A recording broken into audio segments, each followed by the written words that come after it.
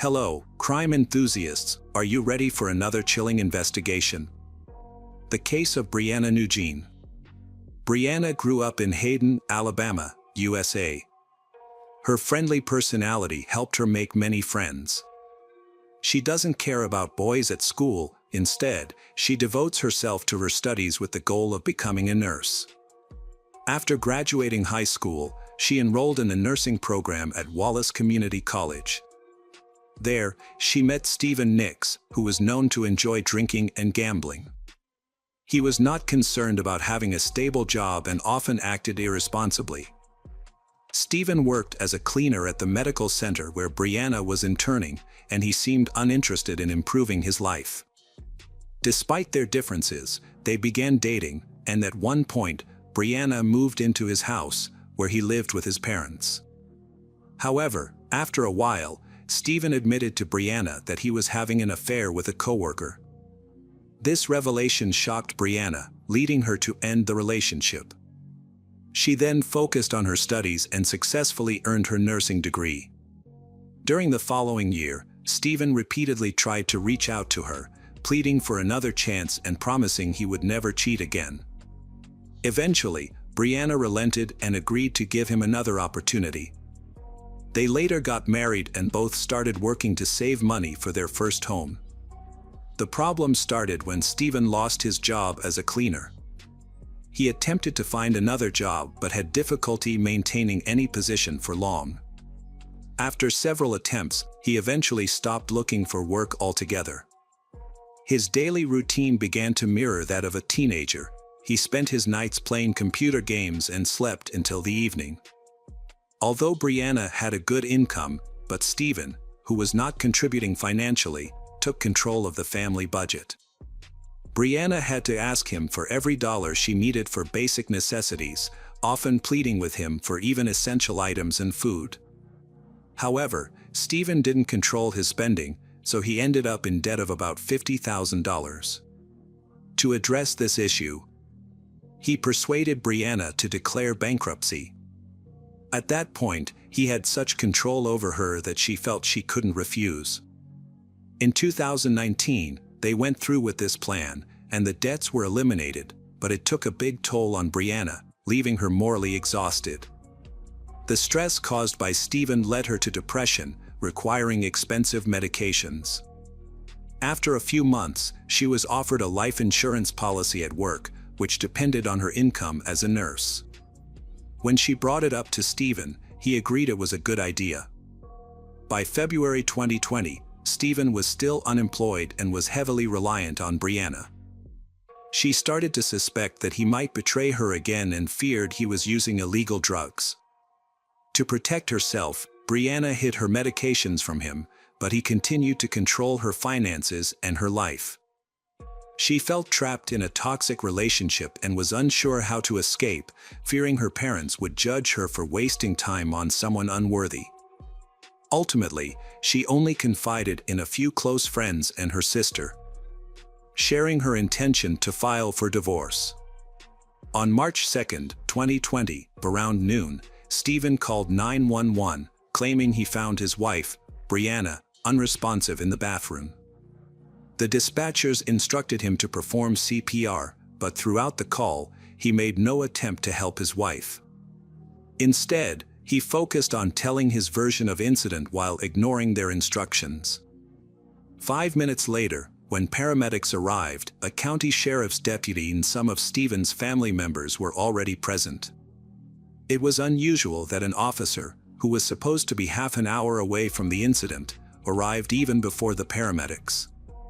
The Stephen family lived far away, yet they arrived at his house very quickly. Soon after, Briana's relatives also arrived.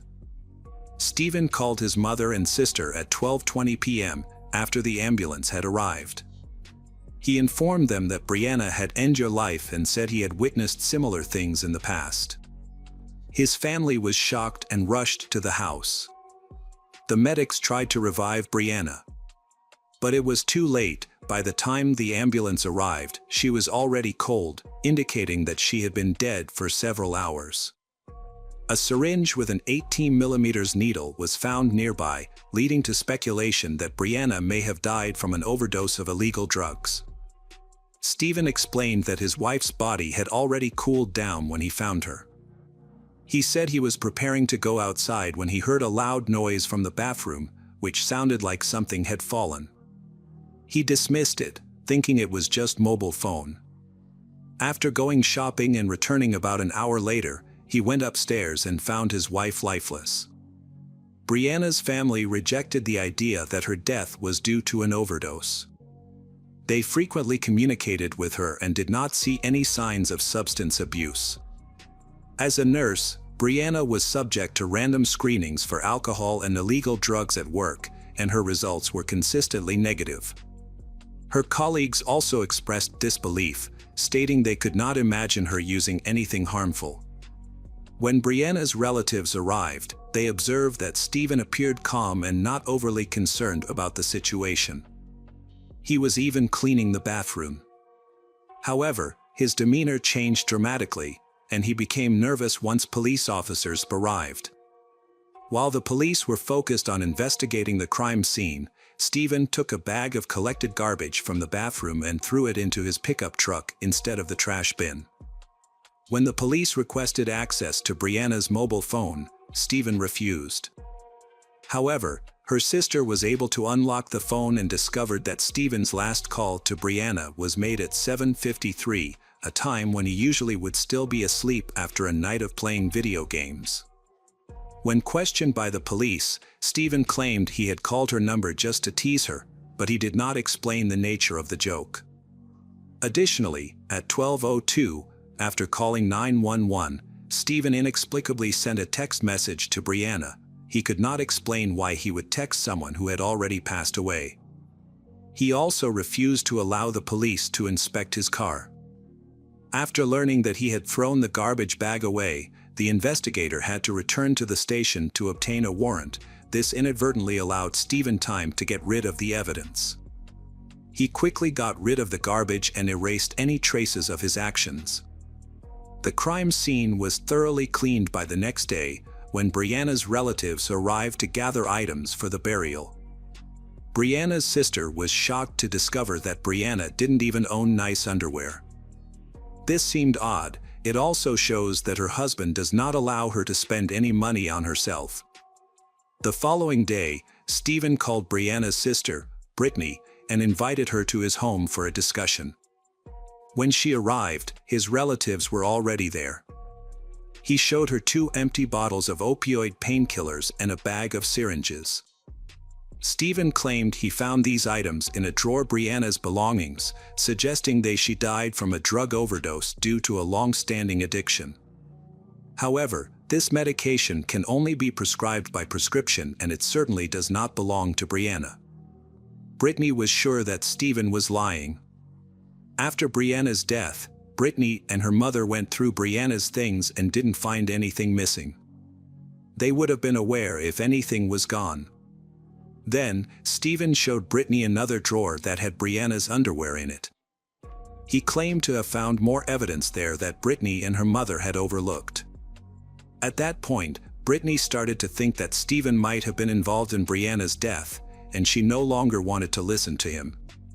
Brittany went to the funeral home to style her deceased younger sister's hair and makeup, Briana, despite strong objections from Stephen's family. Upon arriving, she quickly realized why they were so concerned. She discovered her sister's body covered in numerous fresh bruises and over 80 injection marks, some new and others starting to heal. At the time of her death, Briana was a certified nurse and knew how to administer injections properly. If she had a secret substance addiction, her level of bruising is also not normal. Additionally, some injection sites were located in where Briana couldn't have reached herself without assistance. They also found signs of trauma on her palms, resembling defensive wounds. The condition of the needle marks indicated they were inflicted about 8 to 12 hours before her death. The nature of some injuries suggested that someone had restrained Briana while administering the injections. This case cannot be considered end your own life, and it feels like the police are against Briana. Brittany was able to take several photos of the Briana body before being removed from the funeral home. She collected crucial evidence indicating that Briana had died a tragic death. Brittany suspected that Briana's husband, Stephen, was responsible. At Briana's funeral, Stephen did not speak to anyone or offer any greetings. He attempted to fake tears but ultimately had none, and many attendees noticed he appeared very unnatural. Several witnesses said Stephen bragged about connections that could help him evade justice, he even speaking with a mourner who turned out to be a police officer from another city, but he quickly ended the conversation when he realized this. At that time, no one was aware that the deputy sheriff who arrived at the scene before everyone else was related to Stephen. Briana's sister discovered that this deputy was not included in the investigation records, despite having full access to the crime scene. In October 2020, an investigator contacted Briana's family to inform them that she had been the victim of a crime. The investigator suggested that she may have been killed because she witnessed another crime and was killed as an unintended witness. However, this theory was never confirmed, and the investigation was eventually closed. Stephen continued to live in the home he shared with his late wife, Briana. Just a few days after Briana's death, Stephen's longtime mistress moved in with him. They even renamed Briana's favorite dogs. He received $160,000 in life insurance money from Briana's death. Stephen rarely left the house and continued to live a childish lifestyle, spending the insurance money on video games, pouring concrete in front of the house, buying expensive car parts, and acquiring weapons and gifts for his lover. Stephen showered lover with lavish gifts, including jewelry and ostrich leather boots. However, he was unable to afford a tombstone for Briana's until 6 months later, and this only happened after her relatives pressured him to do so. Briana's family was appalled by his actions from the start. They sought justice for her by filing complaints with the police and other authorities, but their efforts were in vain. The case was closed, labeled as an accident, and no investigation was conducted to gather evidence or identify suspects. Briana's family continued to appeal to higher authorities, requesting that the police reopen the investigation, but they were told it was under the jurisdiction of a different police station. The Briana's family is concerned that Stephen's connections are obstructing the investigation. Despite this, Briana's sister remained persistent, and the case was reopened. Unfortunately, it was soon discovered that all the evidence had been lost, and no thorough examinations had been conducted during prior investigations. Stephen is still withholding crucial case information from Briana's sister and mother. Although he claims that access to the medical report from the pathologist is restricted until an official conclusion is reached, this is misleading. He is aware of the report's contents, raising questions about his motives. Eventually, the Briana's family hired a private detective who was able to uncover various materials. One significant find was video footage from a search of Stephen's car and home, which showed him smiling brightly while leaning over Briana's lifeless body. Following the public revelation of this footage, Stephen became fearful and installed security cameras around the house. Meanwhile, Briana's sister Brittany continues to search for evidence that proves Stephen was involved in her younger sister's death. Brittany sent a photo of a package of fentanyl to Briana's co-workers, who firmly stated that the medicine package did not come from the hospital, as they had never seen such drugs before. It was later revealed that a different drug from another manufacturer was used at their workplace, which had different packaging. This contradicted Stephen's earlier claim that Briana had become addicted to drugs at work. Moreover, an official request from a medical institution confirmed that Briana could not have stolen the drugs, as their records were strictly monitored. The large needles found in Briana's home were not typically used for such drugs, and Briana, a nurse, was aware of this. Additionally, Briana's family received a toxicology report about 4 months after her death. The report revealed that her body contained high levels of various psychotropic substances. including of antidepressants and fentanyl, almost double the lethal dose. The Briana's family believes that Briana, given her experience with medications, would not have made such a mistake or acted carelessly. When Brittany spoke to the medical examiner responsible for the autopsy and the cause of death determination, he mentioned that the conclusions in the autopsy report heavily relied on the circumstances surrounding the death. They reviewed reports from investigative agencies like the Sheriff's Office and the Coroner's Office. Briana's death certificate states that the immediate cause of death was an overdose, and it categorizes her death as an accident. However, achieving justice remains difficult. The Briana's family initiated a petition to raise public awareness, which could have helped with legal and social expenses. Unfortunately, they only raised $5,000 instead of the needed $20,000, leaving the majority of the financial burden on Briana's family. The case is over. Justice has not been served. We will follow the new details of the case in the future. Hi everyone, thanks for returning. Let's unravel another perplexing mystery. The case of Rachel McLean. Rachel McLean returned home to Blackpool, UK, for the summer of 1990. She was 18 years old and had just finished her first year at Oxford. Rachel was very busy with her studies and spent all her free time studying. She had a healthy lifestyle and played sports. Rachel had many friends and loved heavy metal music. She joined a local charity where she worked during the summer. While on a day off, Rachel was relaxing with friends at a local club when she met a bartender named John Turner, who had long brown hair. John was from Nottingham and had returned to Blackpool for the summer. Rachel found him attractive and easy to talk to, so they quickly became interested in each other. That night, they chatted.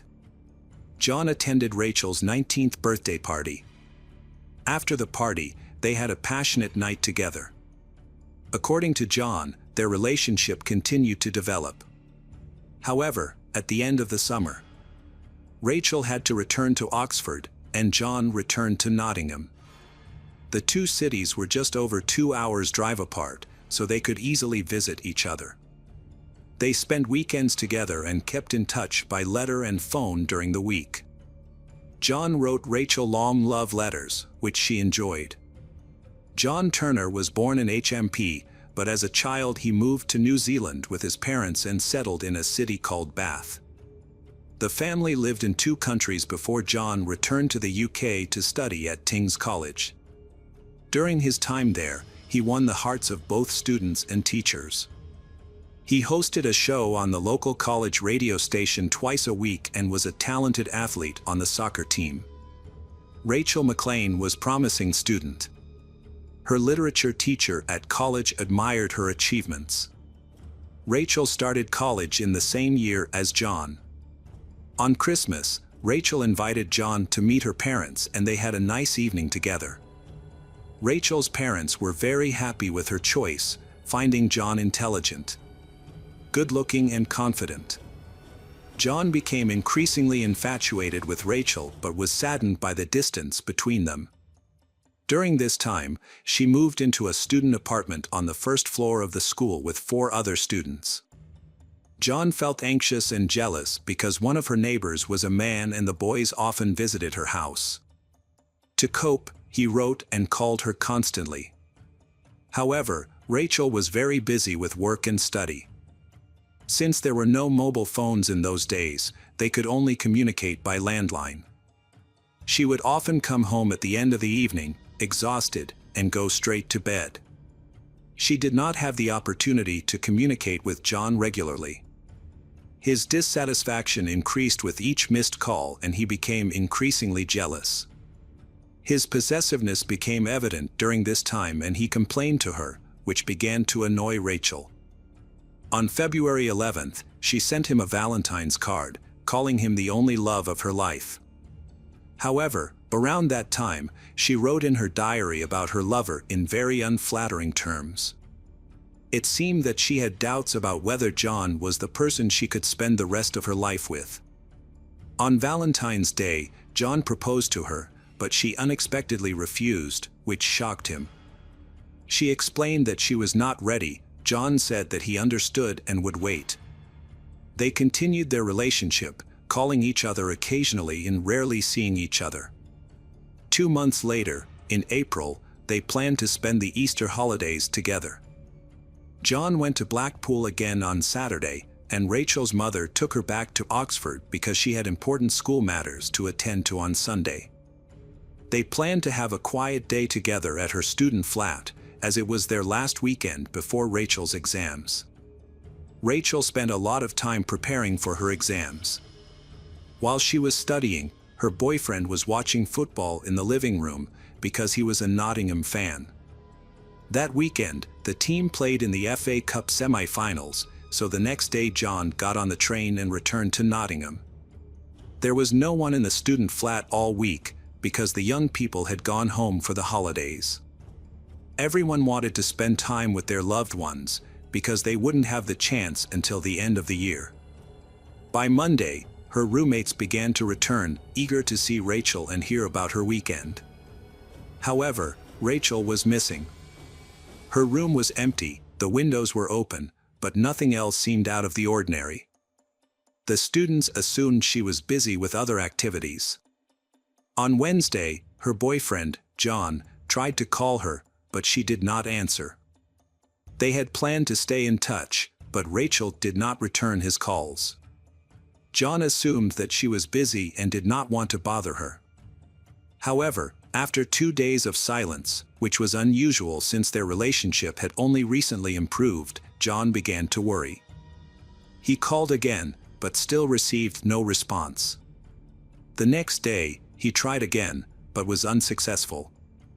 There was no social media at the time, so John left a message on her answering machine. But she remained silent. He also sent her a letter by regular mail, which he sent as soon as he got home. The letter arrived in New Mexico on Thursday, and John thanked Rachel for a wonderful weekend and wished her luck with her exams. On April 19, 1991, 19-year-old Rachel failed to show up for her exam, which was especially worrying because she had been studying hard and the exam was extremely important to her. When the exam proctors tried to contact her, they were unsuccessful. Her parents also had no idea where she was, prompting them to report her missing to the police. The Oxford police were initially skeptical. They received dozens of missing student reports each month because parents went to the police station after parties. In 99% of cases, teens sobered up from drinking and returned to school within 24 hours. But that was not the case. This diligent student had been missing for days and had not been heard from at all. None of her friends knew where she was, so the police became interested in what had happened. They immediately went to the apartment where Rachel had gone missing. Detective Susie Krug was looking for information about the students who had been in the same room as Rachel. Victoria Clare, Margaret Smith, Sarah Hume, and John Forby.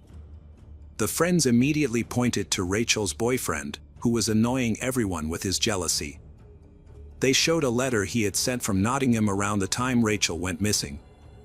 The neighbors also confirmed that John Turner was the last person Rachel had been in contact with. The room they checked showed no signs of forced entry, robbery, struggle, or blood. Everything was in its place. The police found Rachel's diary, which might contain important clues. The police began to study the contents of the diary. They knew that John was possessive and jealous of his girlfriend, wanting to know her whereabouts and presence at all times. This behavior gradually began to annoy Rachel. Their conflicts often arose over this issue. On April 22, police met with John Turner. 22. During the conversation, John expressed concern about his missing girlfriend. He was asked to describe his activities during the time Rachel went missing.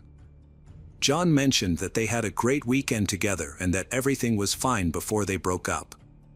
He said that he woke up early, showered, and that they had sex in the afternoon. After lunch, they went to Oxford Station together at around 4:15 p.m., taking a bus. They had a few hours before their train arrived, and while waiting, they bumped into a friend of Rachel's at around 5 p.m. The three of them went to a local coffee shop and had coffee. Rachel's friend was described as a dark-skinned man with long hair, wearing ripped jeans and a black jacket. He was similar in appearance to John, except for his dark skin. John admitted that he could not remember the man's name because they had just met and he did not expect to become friends with him. According to John, the man offered to drive Rachel home in his car. She agreed, and then John and Rachel said goodbye. John returned to Nottingham, while Rachel went with her friend to her apartment. However, John's story about the man was very suspicious. The police suspected that John was lying, and he quickly became the prime suspect in Rachel's disappearance, as she had been missing for a long time, leading to concerns that she might be dead or imprisoned. Urgent action was needed. First, it was important to learn more about the prime suspect, as he was the last known person to have had contact with Rachel, and his story about a black man needed further investigation. Rachel's disappearance left everyone baffled because none of her roommates or friends remembered her having such a friend. In order to gather more witnesses, the police shared information about the case. From the beginning, there was no reason to think that she had run away. The police first checked this possibility by talking to Rachel's family and friends. Rachel had no problems with her loved ones, friends, studies, or personal life. She was eagerly preparing for exams, which made it impossible for her to not attend. Rachel never complained about any problems, nor did she suffer from drug addiction or mental problems. People like her usually do not run away, and all of her belongings were left untouched. This allowed the police to rule out the possibility that she had run away on purpose. The police were skeptical of John's testimony and assigned a police officer to approach him and gain his trust. The officer's job was to observe John's reactions and behavior while updating him on the investigation. From the beginning, the officer suspected John of lying to them, noticing that he became nervous when talking about Rachel, despite his attempts to hide it. Despite these suspicions, a week of surveillance did not reveal any useful information to help the case. Meanwhile, the police were searching the neighborhood for witnesses, K-9 units were working with dogs, and divers were examining local waters. Several people remembered seeing John, but no one could confirm that he had left the house with Rachel. In addition, he had not been behaving suspiciously, so this witness's testimony did not add anything to the search. During this time, John continued to cooperate with the investigation. He even helped create a composite sketch of the man who, according to him, was supposed to drive Rachel back to her apartment. John believes this friend was responsible for her abduction. It has now been 2 weeks and police believe she is no longer alive. No ransom demands have been made, ruling out kidnapping as a motive. Search teams, including police, rescue workers, and volunteers, have scoured a large area around Oxford, including drains and boating holes, but their efforts have been in vain. The police examined Rachel's diary and discovered her true feelings for John, a disturbing mix of hatred and pity. She expressed that she was unable to confront him directly or leave because she was afraid. Rachel had no genuine feelings for John, and her Valentine's Day gestures were more like a duty than a genuine expression of love. She knew that John was unstable and prone to losing control when angry. Afraid to face this reality, she admitted that their closeness was harmful and needed to end. In stark contrast, John described their relationship as happy, often emphasizing their frequent sexual activity during interrogations. Meanwhile, Rachel wrote of her disgust for him but felt powerless to stop their closeness. The police believe he may have killed her after reading her diary and discovering her true feelings, but more evidence is needed to prove his guilt. John has been actively cooperating with the investigation. He has attended a press conference to draw public attention to the search for Rachel and to help reconstruct the last day he spent with her. John describes the events at the station, claiming that a stranger, whom he says was a dark-skinned friend of Rachel's, was involved in her disappearance. The plan is to closely monitor John's reactions and behavior during these events, as experienced journalists can identify inconsistencies in his story. Many people have noted that John's description of the dark-skinned guy closely matches his appearance, including his clothing, except for his skin color. It is as if he was trying to describe himself but changing his race. In addition, the public took note of John's strange reactions when asked if he thought Rachel was still alive. He vaguely stated, in his heart, he wanted to think so, which further aroused suspicion among the conference attendees. Throughout the conversation, the guy's smile never seemed to disappear. This event greatly promoted the investigation into Rachel's disappearance. Several random witnesses who were watching the press conference on television clearly remembered the events of the day the girl disappeared at the train station. They contacted the police, saying that only John was at the cafe at the station, there was no girl or anyone else with him. Among the witnesses was a man sitting at the next table. He noticed that John seemed very nervous while drinking coffee, constantly looking around and startled. According to this witness, at one point, John took out a piece of paper and started writing. Perhaps Rachel was no longer alive at that time, and John began writing the same letter he had sent immediately after arriving in Noting. All this was done to create an alibi for himself. It has been established that John and Rachel went to the station together by bus, although there were no cameras there at that time. However, during that time in the city, all passengers who boarded the bus and paid for their tickets were monitored by special electronic devices. It was impossible to ride without paying. When checked, it was discovered that Rachel had not paid for the trip, which showed that she was not with John and could not have been there that day. Therefore, John lied. The reason for his lie remains unclear, and it is still unknown where Rachel's body could be. Police suspected that her remains might still be in the student apartment or somewhere on campus. Surveillance cameras covered the area around the building, but none of them showed John carrying any large, suspicious items. Police requested a floor plan of the student dormitory and discovered that there were voids under the floorboards. Police returned to the apartment where Rachel had lived and removed the floorboards. There, they found her body tightly packed in a bag, only 20 centimeters high. The cold weather at the time slowed the body's decomposition. In addition, the space between floors was structurally well ventilated, so the decomposing body did not emit a foul odor and was not discovered until 19 days after her death. Because Rachel's body was so well preserved, the forensic expert was able to determine the circumstances of her death with a high degree of accuracy within an hour. John was then questioned by the police. Initially, he refused to answer police questions. However, the next day, he confessed to killing Rachel. He said that after watching a football match, he proposed to Rachel, hoping that she would accept, but she refused. The couple exchanged a few words. As a result, he lost his temper and attacked her. In his confession, John admitted that he did not understand why she refused to get engaged. She did not want to answer for a long time but finally admitted that she had been having an affair and that she was not sure that she was ready to commit her life to John. In response, he insulted her. Rachel tried to hit him, and after the slap, he lost control and pinned her down on the chair with his weight, preventing her from moving.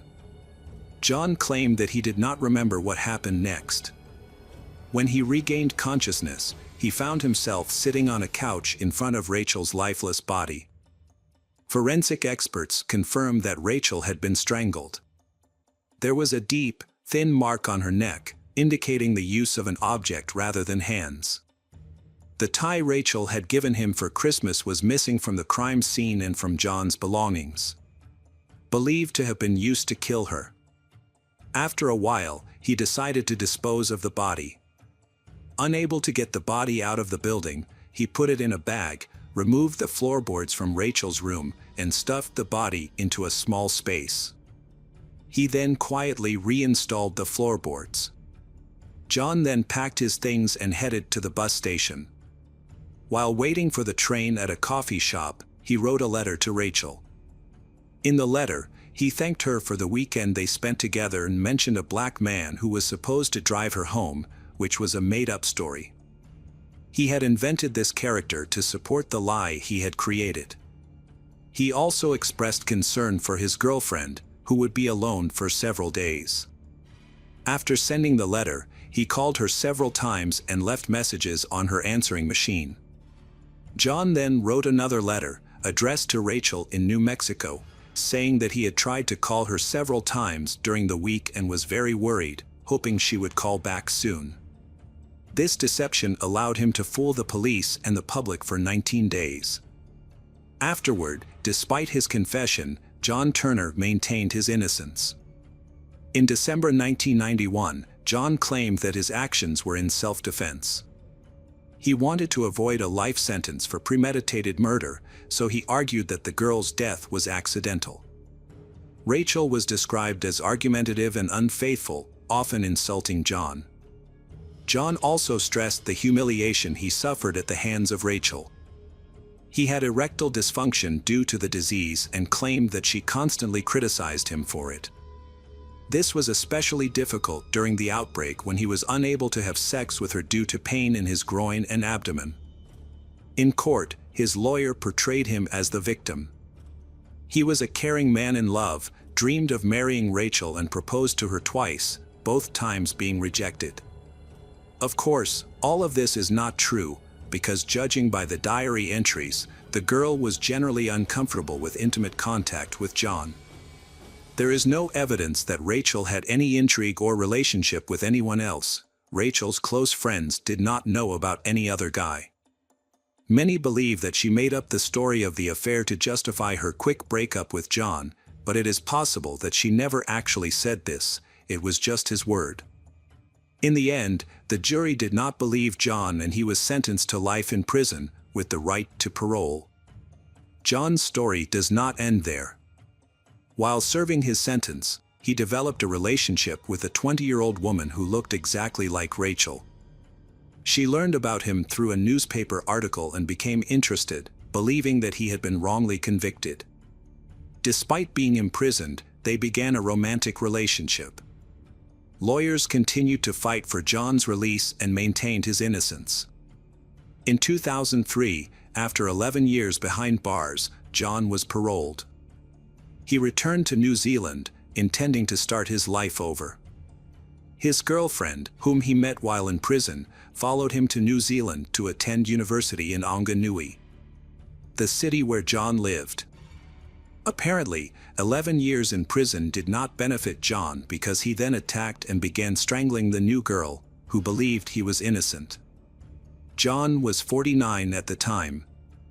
Fortunately, the attack was not serious and the girl was able to escape without serious injury.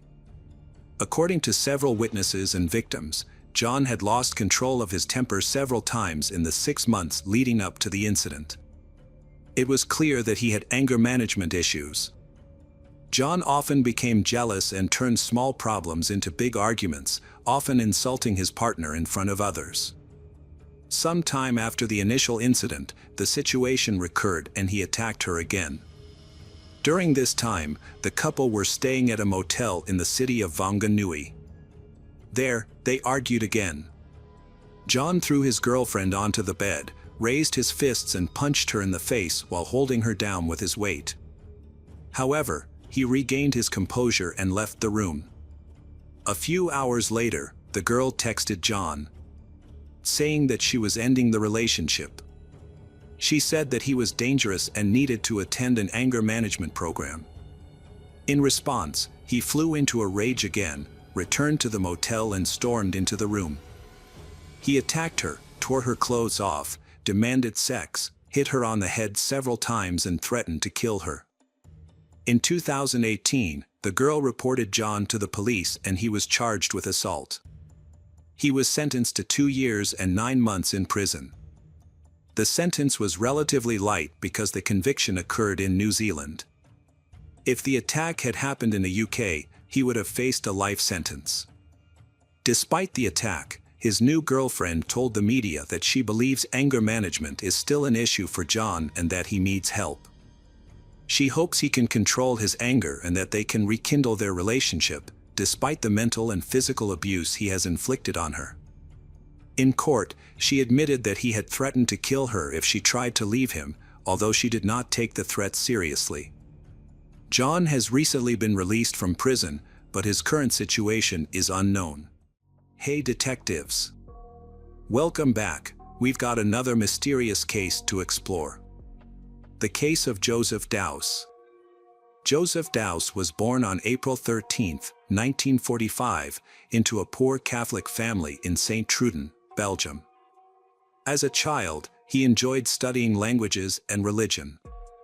After completing his military service, he moved to France in 1964. In 1967, Joseph became a Protestant and later went to Switzerland to study to become a pastor.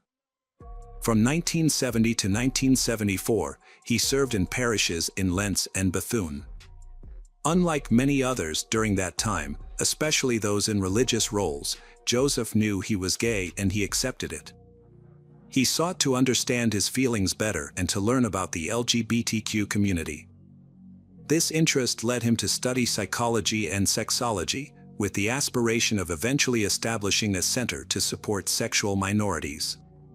Between 1974 and 1976, Joseph researched the pastoral and psychological needs of sexual minorities at the Free University of Amsterdam. His studies received partial financial support from a church grant. After completing his studies, Joseph relocated to Paris and established the Center to Christ Libertar, CCL, inside a theater that primarily screened pornographic films. This choice was influenced by the cultural attitudes of the time, which marginalized the LGBTQ+ community and limited Joseph's options for setting up his center. At the CCL, Joseph was able to connect with wealthy and professional individuals who helped him relocate the center to a better facility. The CCL published a small magazine titled He Liberates, He Loved, and created a publishing branch that produced numerous books on complex topics, including transgender issues, sadomasochism, and controversial subjects like pedophilia. Joseph performed the blessing ceremony for all the couples, which made him and CCL became a controversial topic at that time. In 1982, Joseph became a French citizen and, along with the CCL, helped establish the International Gay Association. Through his wide network of supporters, he learned about the AIDS outbreak and became one of the first educators on the topic in Paris. In the late 1980s, he and his partner, Guy Bonda, opened a bookstore in the city center that offered literature in multiple languages, often addressing sensitive issues and presenting diverse perspectives. A bookstore employee recalled an incident where a large stone was thrown through the door's window, which was perceived as a warning. On July 19, 1990, around 9 p.m., two men claiming to be police officers knocked on Joseph's door. They requested that he go with them. They also assures Guy that Joseph will be back in about 30 minutes. However, Joseph never returned home. After 24 hours without news, Guy contacted the authorities. 4 days later, he officially reported Joseph missing, stating that Joseph had been taken by men who were posing as police. 3 months later, a mushroom hunter found Joseph's remains in the Rambouillet forest, located 16 miles southwest of Paris. The body was so decomposed that it was nearly unrecognizable. An autopsy indicated that Joseph had likely been strangled just hours after his last sighting by Guy. Joseph's murder remains unsolved and has led to a lot of speculation. At the time, there were rumors suggesting he was killed because he had information about high-ranking officials involved in pedophilia. It was later revealed that he was being monitored by the DCRG, the intelligence agency in France, during that period. The DCRG believed that Joseph was running a pedophile ring from his bookshop, as he hosted a support group for pedophiles every Sunday evening. The primary suspect in Joseph's case is Jean-Marc Dufour, an officer from DCRG who was responsible for the surveillance. After Joseph's body was found, he and his 4 team members were questioned. Guy recognized Jean as a man who had visited their home in June 1990. At that time, he and another person appeared to be drunk, acting inappropriately, and making a lot of noise. They also continuously knocked on Joseph's door on the night he went missing. Although Jean and his team were nearby meeting an informant, but investigators could not establish any evidence linking them to Joseph's disappearance. There are speculations that the group aimed to scare Joseph, but things went too far. However, there is no evidence to clarify what happened to Joseph in 1991. Jean was dismissed from the DCRG after he shot angrily at the door of an informant, a gay man and illustrator he had previously tried to recruit for the CCL. 7 years later, 2 senior police officials faced trial for wiretapping Joseph's phone from July 12 to July 30, 1990. In 2007, Joseph's case was officially closed, leaving his murder unsolved.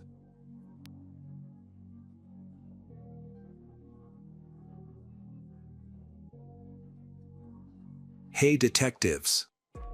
Welcome back. We've got another mysterious case to explore.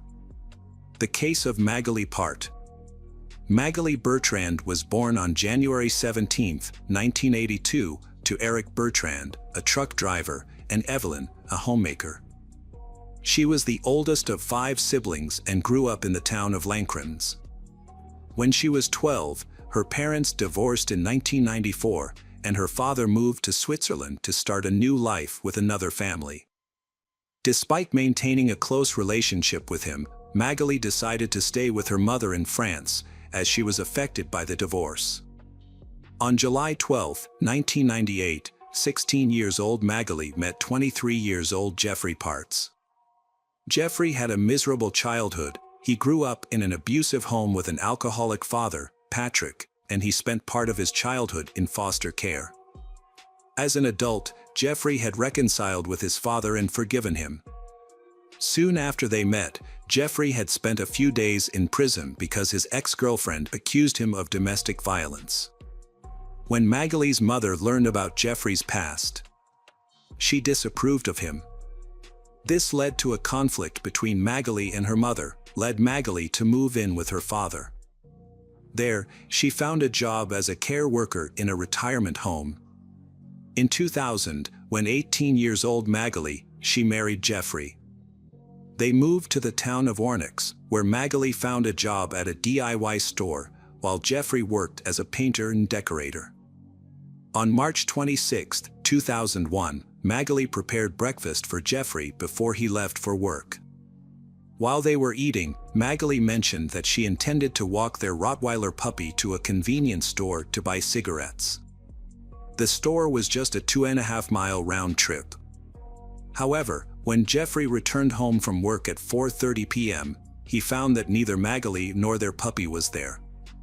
The kitchen was still messy from when Magali made breakfast, which was unusual because she usually kept things tidy. Worried, Jeffrey contacted Magali's parents, but they hadn't seen her either. By 5 p.m., he went to her workplace and discovered that she hadn't shown up for her afternoon shift and had not reported in sick. Jeffrey went to the police station to report his wife as missing. After that, he returned home and enlisted the help of a friend with an ATV to search for Magali. They called off the search around 5 a.m. so they could get some sleep. Later that morning, around 11 a.m., a young man who was picking mushrooms near his uncle's farm found a woman's body. She was partially undressed and had been burned. At first, he thought it was a mannequin that someone had discarded, but as he got closer, he realized that he was wrong. He quickly ran to his uncle's farm, and they called the authorities. Investigators were able to identify the body as 19-years-old Magali Part using a report filed by Jeffrey and some jewelry that had the couple's names and wedding date engraved on it. Near the body, they also found a cigarette butt, a knife with its blade stuck in a tree, and a wrapper from a chocolate bar. They found a jerry can filled with petrol 300 meters away. An analysis of a cigarette butt found at the scene indicated that it was a Moroccan brand sold exclusively in Switzerland. Importantly, detectives discovered no evidence of a fire where Magali's body was recovered, which led them to believe that she was murdered elsewhere and her body was later dumped in the woods. Magali's autopsy was performed on March 28, 2 days after her disappearance. She had been beaten, suffering 12 fractures throughout her body, and then burned, which made it impossible for the medical examiner to determine her exact time of death. Additionally, the official cause of Magali's death has never been made public. The medical examiner found sperm inside the body Magali's, indicating she had sexual intercourse about 48 hours before her death. However, there was no evidence of sexual assault. The examiner also detected a prescription medication for anxiety in her bloodstream, which neither Jeffrey nor Magali's family knew she was taking. Investigators could not locate a prescription for this medication in her name. Additionally, DNA analysis of a cigarette butt found at the scene revealed it belonged to Magali, even though she did not smoke that brand. Detectives concluded that the cigarette was discarded after her death. This makes this information more confusing. Law enforcement began to suspect that the scene might have been staged. None of Magali's belongings were ever found. However, the Rottweiler puppy was found safe but hungry in a town called Cozy, which is about 5.5 miles from Ornix. Despite the rain that occurred between the 26th and the 28th, the puppy was clean and dry. The puzzling thing was that the dog smelled of Magali's perfume, but its leash was lost and never found. Although the puppy may have been in contact with the suspect, but the police did not take her in for forensic examination and instead returned her to Jeffrey. Investigators traced Magali's last movements and discovered that the day before her death, she had spent time with her husband and 2 friends. One of these friends informed the authorities that Magali had mentioned receiving lingerie from Jeffrey's father as a birthday gift that year. At 10 p.m. that day, Magali checked her voicemail and then turned off her phone. Early the next morning, at 2 a.m. and 5 a.m., the uncle of the man who found her body remembered that his dogs had been barking for a long time, which might indicate they sensed someone in the woods. For his part, Patrick never seems to mention that he gave lingerie to his daughter-in-law, Magali. Patrick claims he went to the couple's house at 10 a.m. on the 26th, the day Magali went missing, to collect the mail, and he stated that she was not there. It is still unclear why Patrick's letter was at Magali's house. On the afternoon of the 26th, in Saint-Genis-Pau, someone attempted to withdraw about €400 from an ATM using Magali's credit cards but failed due to an incorrect PIN. This person also had Jeffrey's credit card and successfully withdrew €35, suggesting they knew his PIN. 3 eyewitnesses confirmed that they saw Magali in the same town on the day she died, between 9:30 and 11 a.m. Her family is puzzled about how and why she was there, as it would have been a long walk for her to get cigarettes. Magali, who was 19, and her husband did not have a car. However, all the eyewitnesses admitted they could not be completely certain that the woman they saw was indeed Magali. Magali's case has been covered by the media very little over the years. The lack of progress in the investigation has left her family feeling frustrated, and they have often expressed their pain to the media. Since the murder happened near the Swiss border, journalists in Switzerland began to take an interest in the case. They uncovered multiple shortcomings in the police investigation, including the loss of DNA, which was later recovered, as well as the disappearance of photographs of tire tracks found at the crime scene. Additionally, the police were so convinced that Magali was the victim of a random attack, they did not pursue further leads. The attack was very violent, indicating that the perpetrator had a lot of anger towards Magali. However, the police did not thoroughly question her colleagues, friends, and family, nor did they examine their cars. Law enforcement also thought that eyewitnesses had seen Magali in another town that day, leading them to strongly believe she had gone missing at the time she was last seen. Consequently, again, they did not investigate other hypotheses. Magali's husband, Jeffrey, was cleared as a suspect due to his alibi. In 2004, 3 years after her death, it was revealed that in the months before the crime, she had missed work multiple times, but Jeffrey and other family members were not aware of this. 2 years later, Jeffrey and Patrick were held in police custody for questioning but were released because there was no evidence connecting them to the crime. Jeffrey has reportedly mentioned that he has an idea of who the attacker might be, but he has never revealed their identity publicly. His father, Patrick, who was questioned due to the lingerie incident, stated that he was at home when Magali disappeared. But the reliability of this remains unclear. There have been very few updates in Magali's case over the years. In 2015, her father, Eric, raised funds to hire a private investigator. The investigator confirmed what journalists had already reported, that the police made several mistakes during the initial investigation and they may have overlooked important information. In 2016, Magali's body was exhumed for further examination, but the results were unhelpful. After Magali's passing, her husband, Jeffrey, remarried and had 4 children with his new wife. Tragically, he ended his life on September 15, 2018. Magali's parents are not sure why he did that, whether it was due to guilt or sorrow over Magali's death. Jeffrey's suicide note did not mention Magali, but his new wife stated that the murder weighed heavily on their marriage throughout.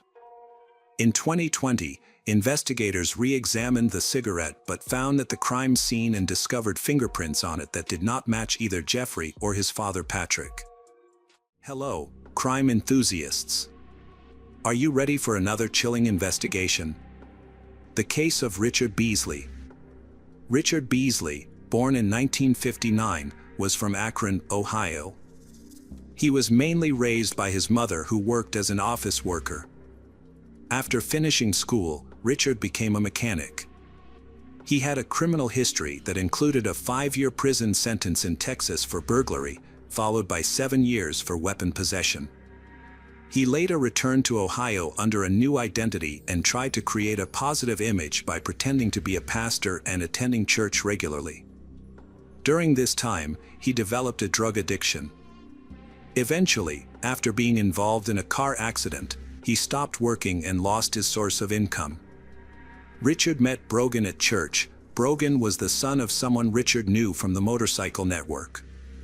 Richard decided to mentor Brogan, discussing the value of education and the dangers of drugs. However, despite his moral conversations, Richard was actually living a double life.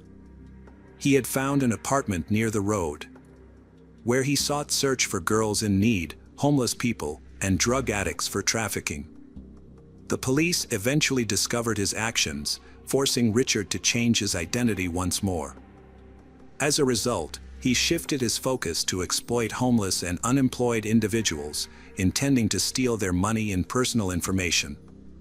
Noble County, located in southeastern Ohio, is a sparsely populated area characterized by vast, deserted forests. It was here that Scott Davis, a 48-year-old man, relocated from South Carolina after having worked in the state for about 15 years. To seeking better opportunities, Scott made the move to support his mother, who was facing financial difficulties. Scott came across a job posting on Craigslist that caught his attention. The job description read, "Simply care for a 688-acre property and raise cattle." The position pays $1,300 a week and have the opportunity to live a beautiful 2-bedroom mobile home. Although older and single individuals are preferred, but all qualified individuals will be considered. This is a short-term opportunity, so call now to apply. The benefits highlighted in the listing appealed to Scott, who was desperate for a job, and he decided to contact the employer early. After Scott heard back from Richard Beasley, the person who posted the job ad, he was quickly accepted for the position. They arranged to meet at Aeon's restaurant in Marietta. At the restaurant, Scott met Richard and his nephew, Brogan Raffi, who both appeared to be genuine farmers. Their trustworthy appearance made Scott feel at ease. Then, Richard conducted an initial interview and asked Scott to join him in the car to visit the job site. They drove to a remote forest area with no cell phone reception. Suddenly, Richard said to Brogan, who was driving, that "Can they stop here? He need to grab some equipment for the farm, near where they had shot the deer last time." After that, Richard and Scott got out of the car. Scott offered to help, and they began walking into the forest, with Richard following behind Scott. As they walked, Scott heard a clicking sound behind him, followed by some mumbling. When he turned around, he saw Richard pointing a gun at him. Scott understood he was the target next in line. Just as Richard was about to pull the trigger, Scott swiftly pushed the gun away, and the bullet struck his elbow instead. Scott then took off running, and Richard chased him, gunfire ringing in his ears, with bullets whizzing past and the sound of breaking trees and branches behind him. "Oh God, he's going to kill me," Scott thought as he faced the barrel of the revolver aimed at him. Stunned and terrified, he froze momentarily before he sprinted away. Scott was lost and unfamiliar with his surroundings, but that didn't matter to him. All that mattered was making his escape. Richard, the gunman, shot at him as he fled, hitting him in the arm and making him fall. Just as Richard was about to take another shot, Scott, despite his injury, got back on his feet and ran, with blood pouring from his wounded arm. Hoping to escape the gunfire, Scott hurried to his right and slipped between two large trees. He started descending a small, slippery slope, almost losing his footing. It was autumn, and the ground was covered with a thick layer of leaves. As he slid down, he flailed his arms to keep his balance, unaware of the pain from his gunshot wound. He knew he couldn't afford to fall. If he did, his chances of survival would vanish. Then, he began to run once more. He heard the gunfire of the revolver right behind him for the second time. A bullet zipped past his head, just inches away, causing a rush of air. "Oh God, he's not going to let me live," he thought again. Scott took refuge in a thicket of brambles and underbrush, ignoring the thorns and hooks that tore at his skin, leaving a trail of blood behind him. His only focus was to escape the maniac with the gun, Richard. Another gunshot echoed, startling him and led him to run even faster. His heart raced, his ears buzzed from the noise. And he shook from the sweat that drenched him. When Scott finally broke free from the thick undergrowth, he paused briefly. He felt disoriented, unsure of his next steps. All around him was dense vegetation, trees, bushes, and bare branches, and the murderer was still pursuing him. He could hear the sounds of someone crashing through the brush he had just escaped, and he realized he couldn't afford to stop. He needed to continue running. His legs trembled with fear as he heard his attacker getting closer, followed by the sound of a gunshot. He realized he was nearing his end, and the thought filled him with dread. He sprinted faster, but stumbled and fell, sweat stinging his eyes and obscuring his vision. His head spun, and all he could hear was a deafening ringing in his ears. Then, he struggled to keep running. His heart raced as if it would explode from his chest, and he finally stopped. He spotted a small ditch surrounded by thick plants and scattered fallen branches. He quickly ducked behind a large tree, straining to listen for the gunman. Scott could sense the fear radiating from himself as he groaned softly. He noticed that his arm was bleeding heavily, yet he didn't feel any pain at that moment. As his heartbeat began to stabilize, his hearing returned to normal. He could hear dogs barking in the distance and crows cawing from nearby trees. He listened carefully, hoping to detect if anyone was following or searching for him, but the forest was unusually quiet. Hiding there, he felt a mix of shock, pain, and trembling fear. Eventually, he became convinced that he had escaped his attacker, and he felt immense relief. Even after he was certain the murderer was leave, Scott needed 7 more hours to feel safe enough to seek help. When he found the chance to escape, he located a house and called the police. Noble County detectives arrived about 15 minutes later, and Scott told the officer everything, tell about Richard and the chase. Remarkably, he survived an 8-hour pursuit. Unfortunately, not all victims were as fortunate. Scott wasn't the first person to respond to that job posting. In fact, hundreds of people had applied and been accepted over the months before Scott's incident. After Scott escaped a life-threatening situation and reported it to the police, they tried to access the CCTV footage from the diner where he had met Richard and Brogan. However, they faced a setback. A fire in the surveillance room the night before had damaged the recordings, making recovery difficult and time-consuming. Meanwhile, the media reported on a man who posted fake job ads on Craigslist to lure victims into the woods, where he killed them. The shocking story has garnered widespread attention of many. In August 2011, 56-year-old Ralph Geiger was experiencing a difficult period in his life. He was unemployed and living in a homeless shelter in Akron, Ohio. After losing his job, he faced significant challenges. Ralph had graduated high school in the 1970s and moved to California, where he worked with his father in an antique shop. He returned to Ohio in the late 1990s and successfully started his own business, where he was able to hire employees and make a living by renovating homes and taking on various jobs. However, when the economy entered a recession and the housing market declined, Ralph's business began to struggle. By the end of 2010, he could no longer afford his rent, leading to his move into a homeless shelter. He lost his apartment and faced many hardships. Ralph was a lifelong bachelor, which meant he didn't have to worry about supporting a wife and children. His close friend, Summer Rowley, who is 26 and considers him like a father, often mentioned this about him. They developed a strong bond after he hired her to help clean his house many years ago. Ralph was known for his willingness to assist friends. In the summer of 2011, he visited the library every day to search for job opportunities. By the end of July, he excitedly told Summer he had landed a great job managing a 600-acre livestock farm and taking care of the nearby houses. This job not only provided him with a free mobile home but also a salary of $300 a week. Summer was thrilled for Ralph, believing he truly deserved this new opportunity. Ralph was happy and saw the job as an opportunity to regain his independence.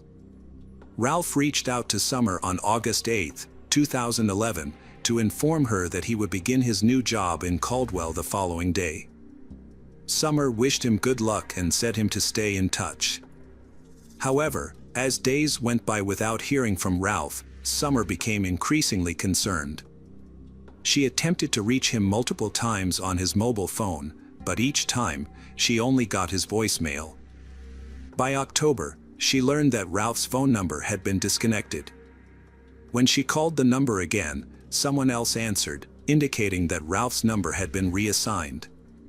Despite her worries about Ralph, Summer chose not to report him missing, as she wasn't certain he was actually gone. Ralph had disappeared in the past but always returned. A similar situation occurred just weeks before Scott's case, involving 51-year-old David Pauly, who have had a hard time in recent years. His divorce 2 years earlier had left him feeling unhappy and disillusioned. Starting over in his 50s was particularly challenging for him. After the divorce, David found comfort in using the computer and often browsed the web. One night in October 2011, he came across a Craigslist ad that piqued his interest. He discovered a job advertisement in the Help Wanted section for a farm caretaker position on a 688-acre farm located in rural Ohio. The job pays $1,300 a week and includes free use of a trailer on the property. Curious and excited about this opportunity, David, who lived in Norfolk, Virginia, thought that taking a break from the city would be a significant change. Rural Ohio, with its rivers, lakes, and wide open spaces, felt like a promising option for the change he desired. The fact that he would have a free place to stay would also help him save money. David decided to respond to the advertisement and soon received a reply. His twin sister, Deborah Bruce, frequently communicated with him. On October 22, 2011, she received a call from him while he was staying Red Roof Inn, Parkersburg, West Virginia, on his way to Ohio. David was very happy and excited as he shared the news about a job he found on Craigslist. He spoke about a farm in Noble County, Ohio, and his dreams of starting a new life there. His truck, filled with his belongings, was parked outside the motel.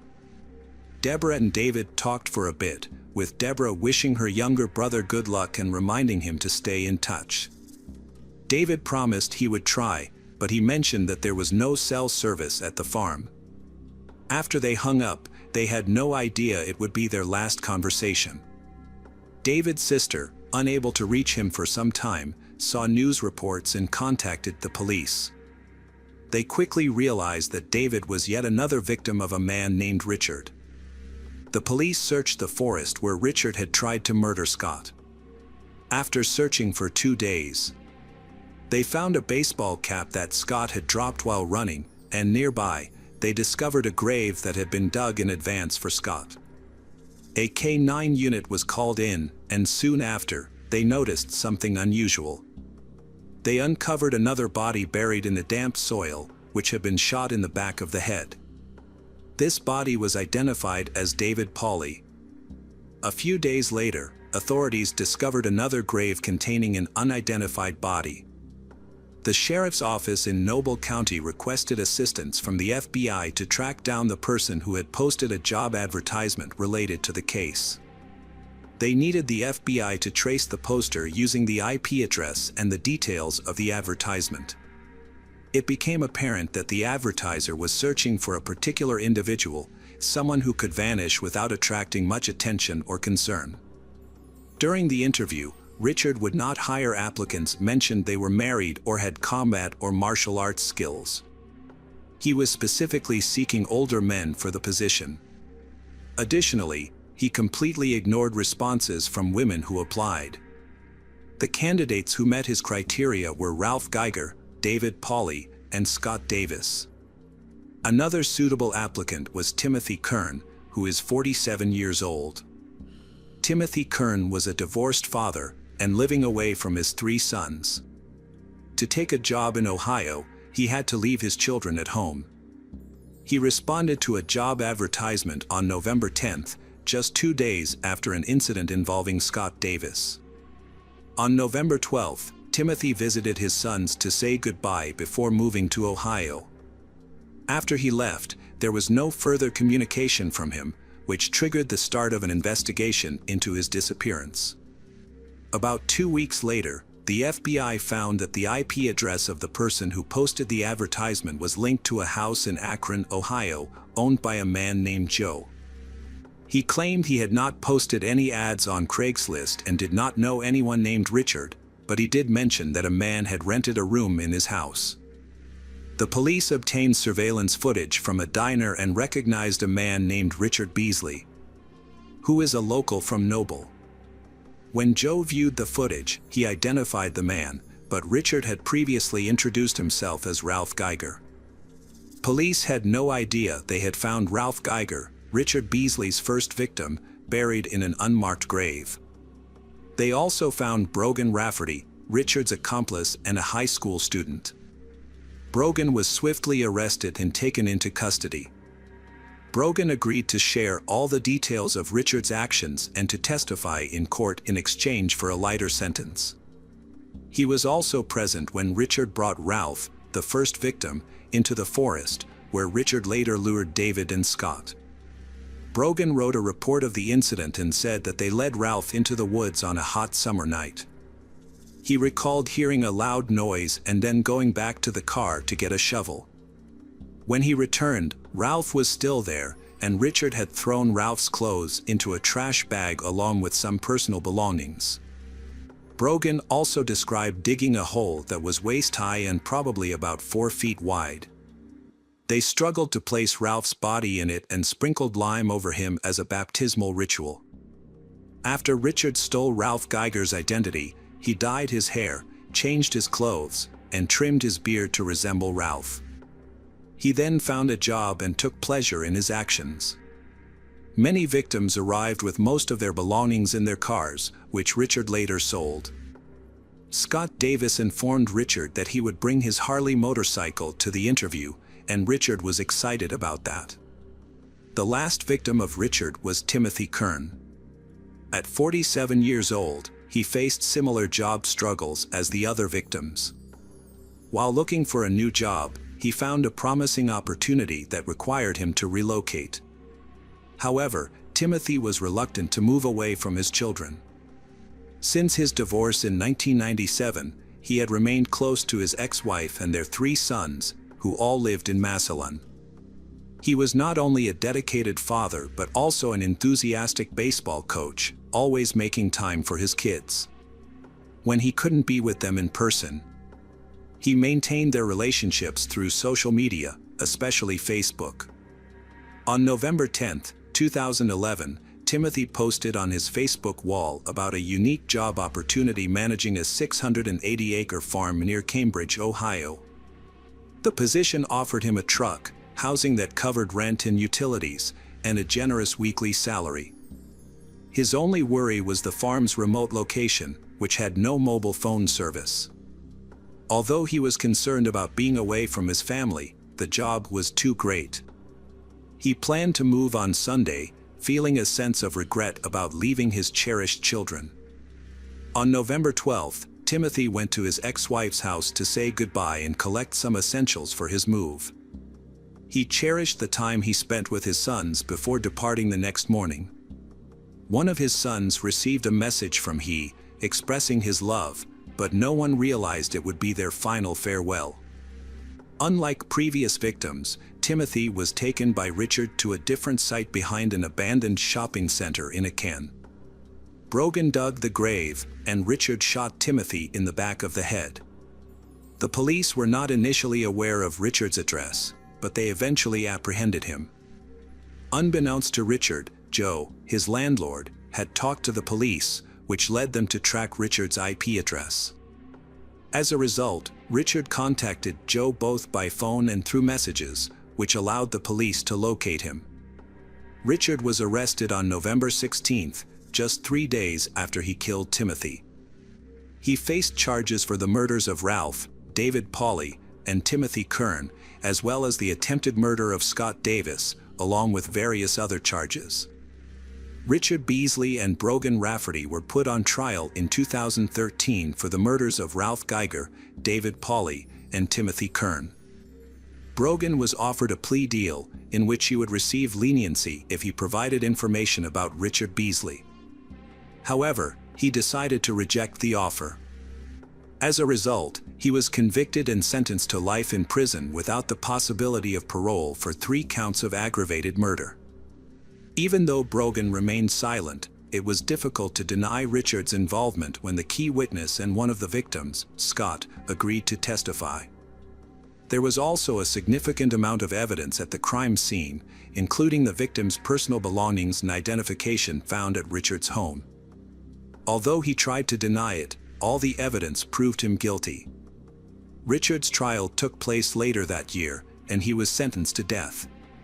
He was found guilty of aggravated murder, conspiracy to commit murder, aggravated robbery, and kidnapping. In 2020, Richard Beasley was retried after a procedural error was found in his 2013 trial. He returned to the Summit County Common Police Court for resentencing, but the verdict did not change. He was again sentenced to death and received multiple consecutive sentences for his other crimes. At 61 years old, Richard participated in his sentencing via video link from the Chilo Correctional Institution. He was seated in a wheelchair next to his attorney, Don Hicks, and both were wearing masks.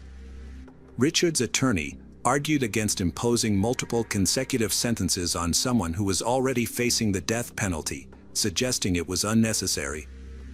However, Summit County Prosecutor Jacket Cor insisted that Richard's sentence should stay the same. Judge Kelly McLaughlin of Summit County Common Court supported the prosecutor's stance, stating that imposing multiple consecutive sentences was necessary to accurately represent Richard's criminal behavior. During the trial, Richard asked if he could get back a Celtic cross that had been seized during the investigation.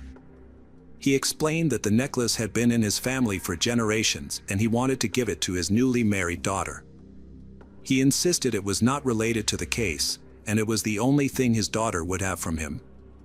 It's striking that a man convicted of murdering many innocent people would present himself as a loving father. This raises questions about whether his behavior towards his daughter was truly genuine or simply a strategy to appear compassionate to the jury. Richard's mother was there, convinced of his innocence. However, due to clear evidence, the testimony of the living victim, Scott, and the confession of his accomplice who testified in court, Richard had to accept the consequences of his actions. When the sentence was announced, Richard's mother did not speak further. Richard appealed the verdict but was unsuccessful.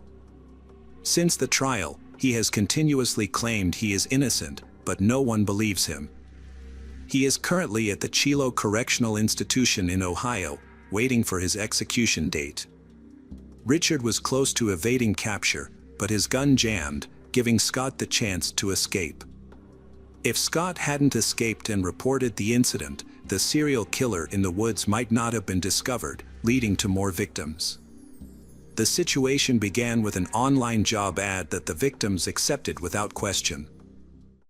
Hello again, true crime fans, we've got another mysterious case to explore.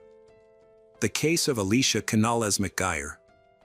Alicia Canales McGuire was born on October 29, 1992, in Mount Vernon, Washington, to Manuel and Michelle Canales. Growing up on a farm, she learned the value of hard work and often returned to her family's farm to help. Spending time with loved ones is essential to Alicia. She talks to them often.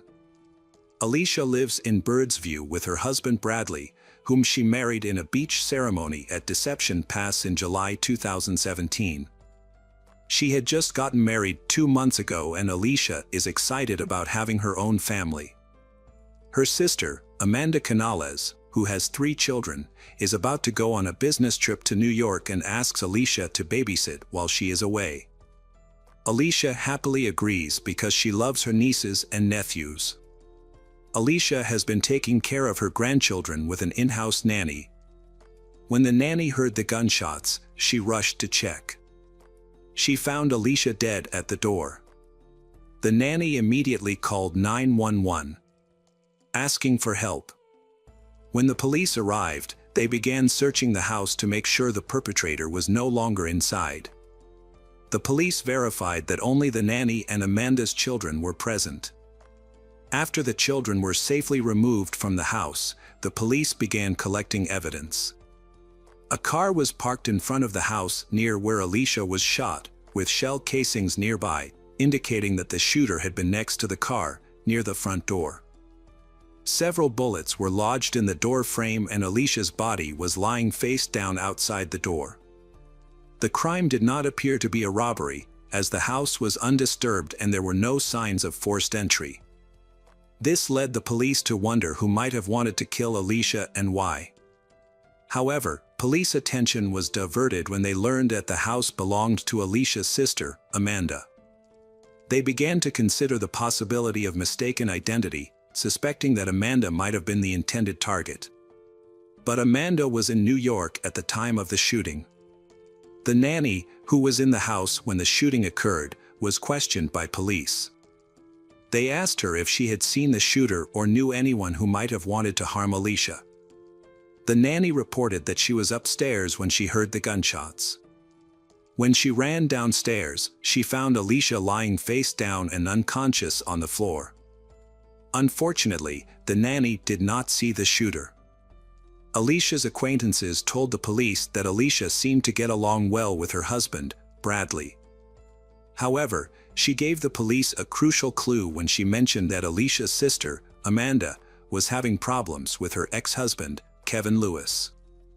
After reviewing reports from the local sheriff's office, the police discovered that they had been called to Amanda and Kevin's address several times before, all in connection with domestic disputes. The police found this information particularly interesting and decided to investigate further. Before dawn, they visited Kevin at his home in another part of Everett. When they knocked on the door, Kevin opened the door, looking as if he had just woken up. During the conversation, the officers asked Kevin if he knew where Amanda was, and he replied that she should be home. The police questioned Kevin about his whereabouts the night before. He claimed to have gone home, saying that his sister and mother would confirm his alibi. He did not ask why the police were there. When they told him that there had been a shooting in the house where his children lived, he showed no emotion, which was unusual for a father. He should have asked if his children were okay, but he did not. When the police told him that Amanda was away on business, Kevin appeared genuinely surprised, exclaiming, "Really?" and ending the conversation. As they left, the police discovered surveillance cameras at 2 nearby homes that could help corroborate Kevin's story. After reviewing the footage, the police discovered a car parked near Kevin's driveway about 40 minutes before the attack on Alicia.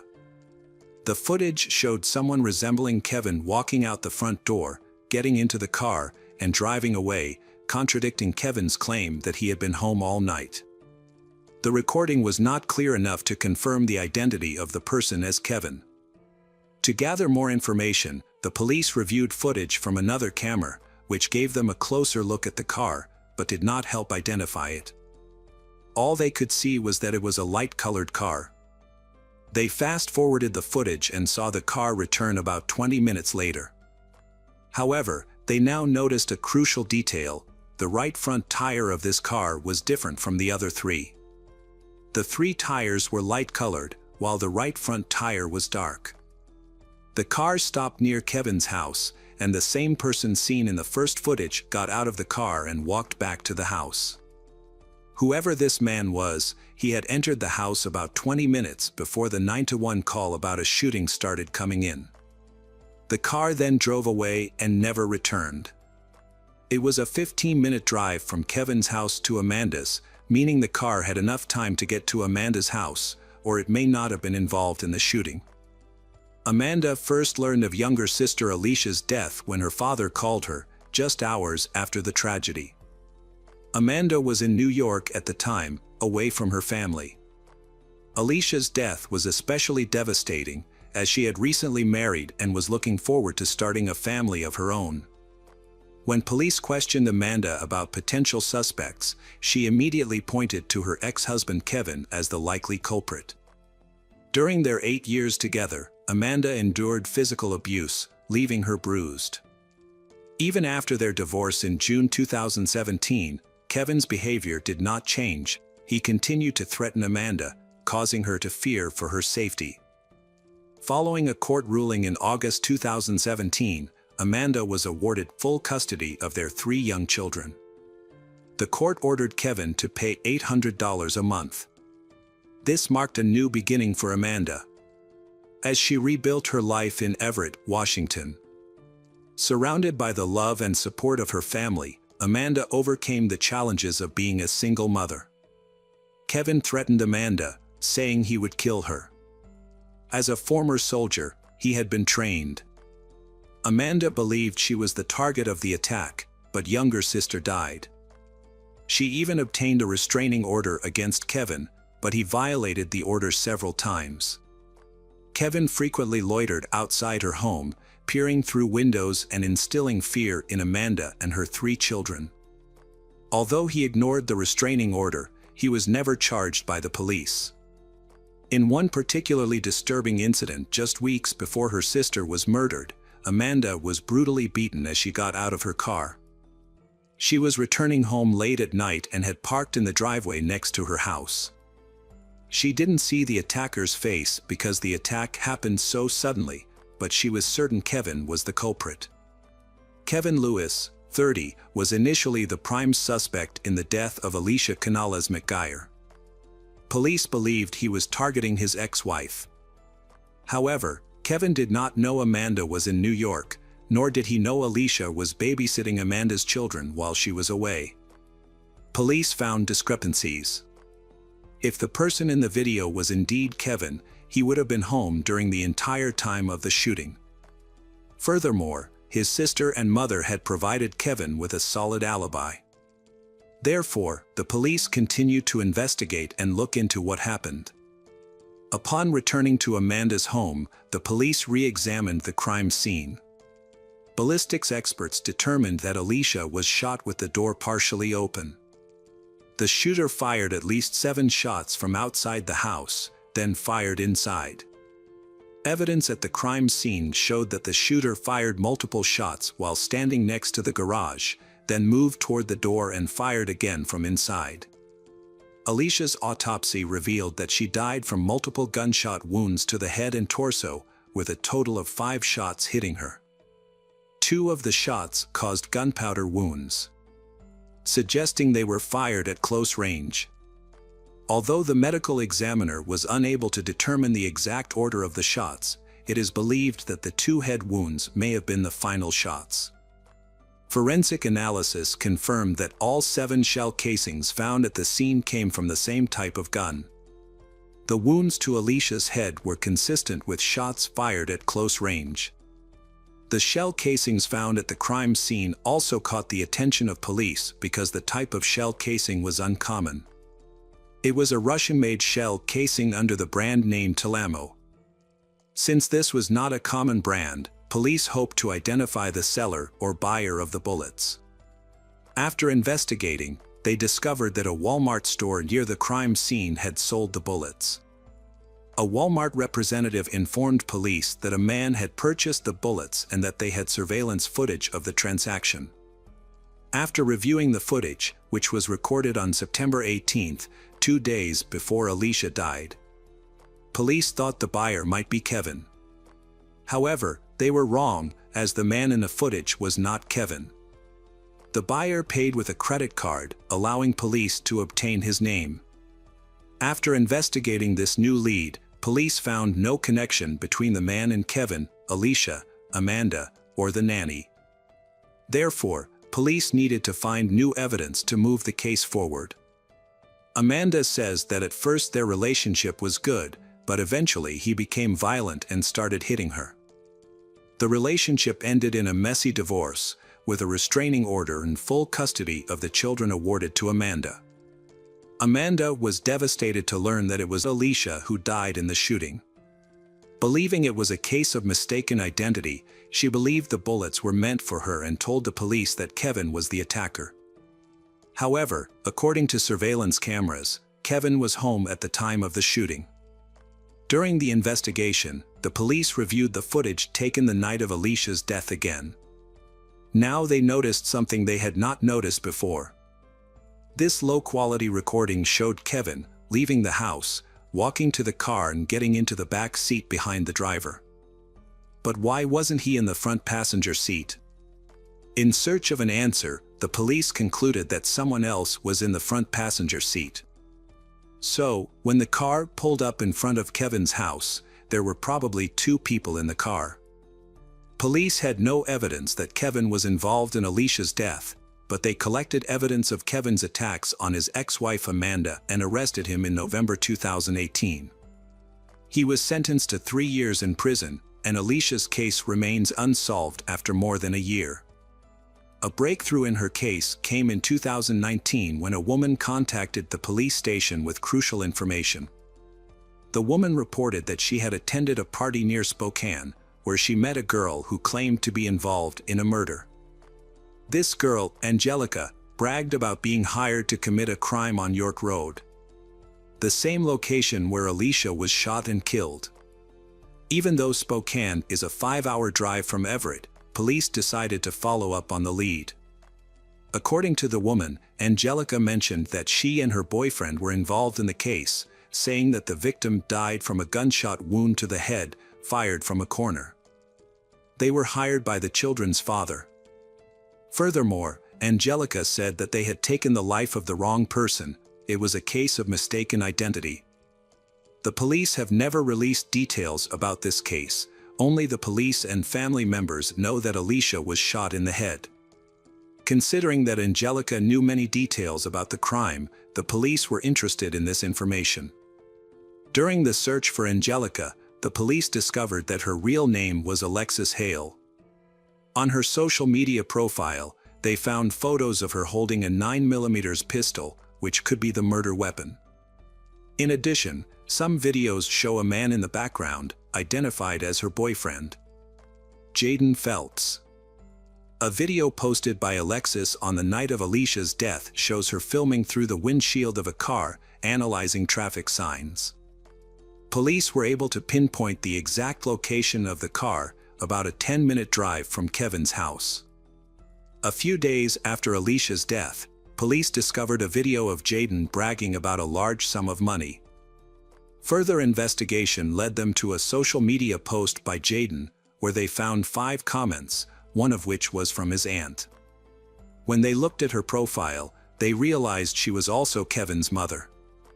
It turned out Hayden was Kevin's cousin. Police now had enough evidence to make an arrest. The first person to be handcuffed was Alexis Hale. She screamed and said the police couldn't arrest her because she was only 17. She knew why she was being arrested and asked for a lawyer. Around the same time, police arrested Hayden in another part of town.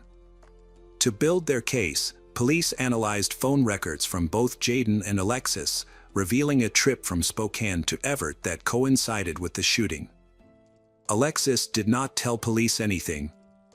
Kevin is in prison, serving a 3-year sentence for assaulting Amanda. Therefore, police hope to get some information from Hayden. Police obtained a confession and the name of the person who hired Alexis and Hayden. It was Kevin Lewis. To gather more information, the police took Hayden to the crime scene and asked him to describe what happened.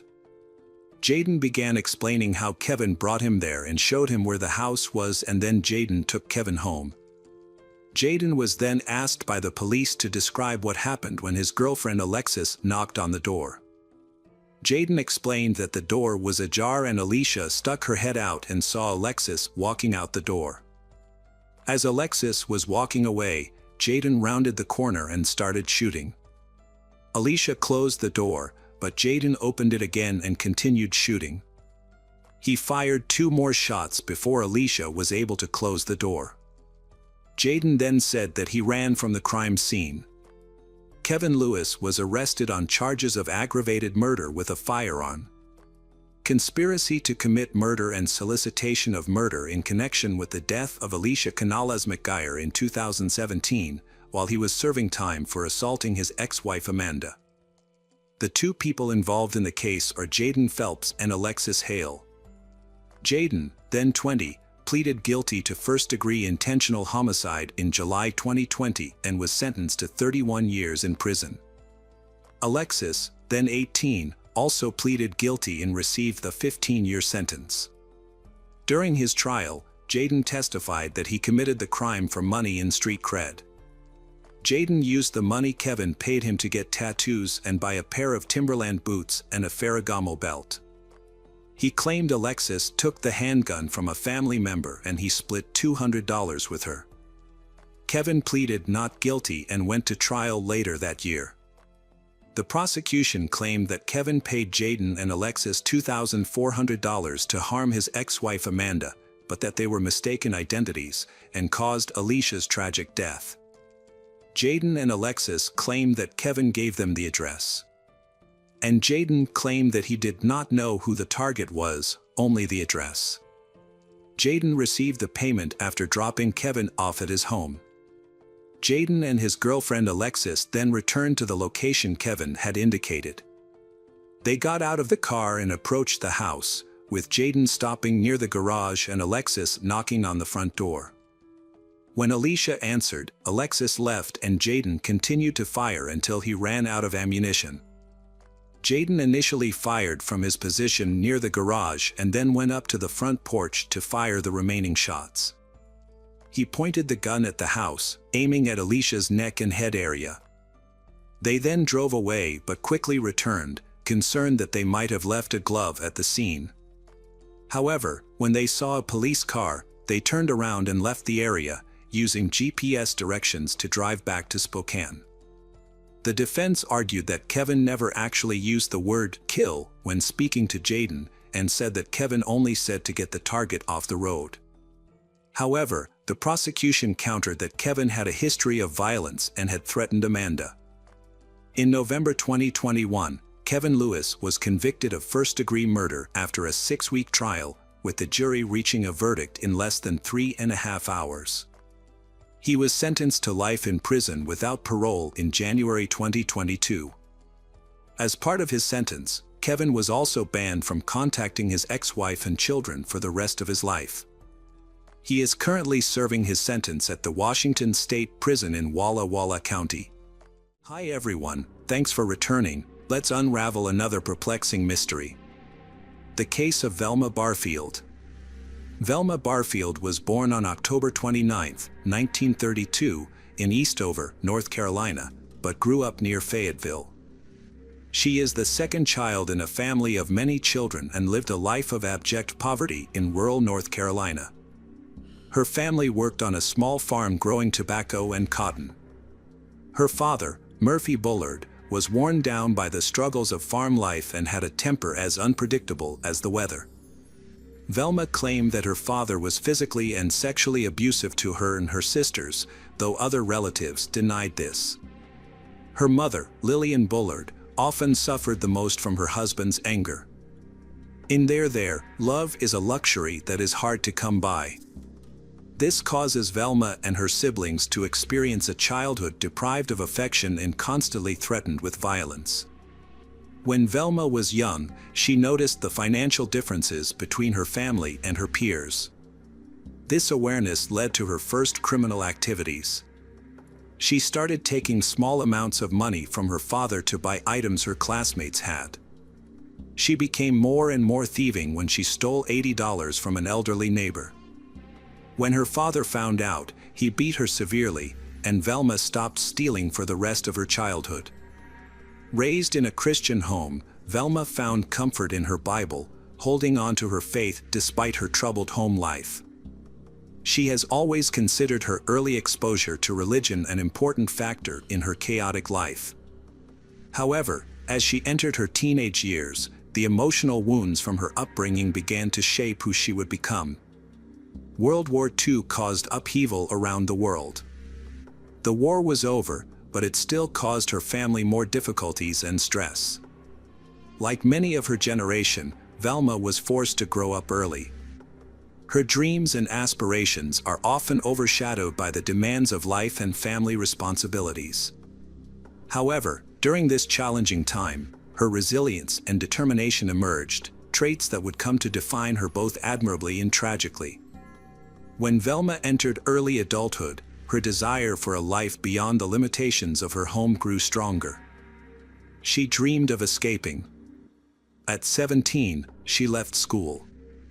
In her quest for love and stability, Velma joined Thomas Burke, a relationship that promised freedom but brought new challenges. By the age of 19, she already had 2 children, a son named Ronnie Burke and a daughter named Kim. The family lived happily in Parkton, North Carolina, for over 15 years. Velma's life with Thomas seemed to be a hard-won escape from the poverty and violence of her childhood. In 1965, everything changed when Thomas was involved in a serious car accident and sustained head injuries. To manage the intense pain and headaches, he turned to heavy drinking and drug use. His battle with alcohol echoed the struggles of Velma's father, bringing back her past traumas. The abuse and neglect she had promised never to repeat began to affect her own family. The strains of an unhappy marriage, the responsibilities of motherhood, and her past experiences bore down on her. Velma began working at a textile factory but had to leave due to health issues. She needed an urgent hysterectomy, which affected her confidence and femininity. After the operation, she experienced severe back pain and started using prescription drugs for relief. However, she gradually became addicted, which impaired her judgment and led to future tragedies. On April 4, 1969, Velma had an intense argument with her husband. Later that same day, while she and the children were out, the house caught fire. Thomas, who was inside, died from smoke inhalation, and the house was completely destroyed. Velma and the children moved in with her parents. A few months after her husband's death, Velma started dating Jennings Barfield. They got married in August 1970. One day, the couple had an argument, after which Jennings mysteriously fell ill. On March 21, 1971, he died of a heart attack.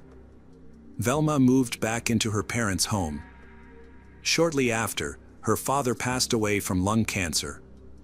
In the summer of 1974, her mother experienced severe stomach pain and was hospitalized. After recovering, she returned home. In August 1974, a man Velma was dating died in a car accident. On December 30th of that year, her mother was hospitalized again with severe stomach symptoms. Unfortunately, doctors couldn't diagnose or treat her illness, and she died 2 hours later.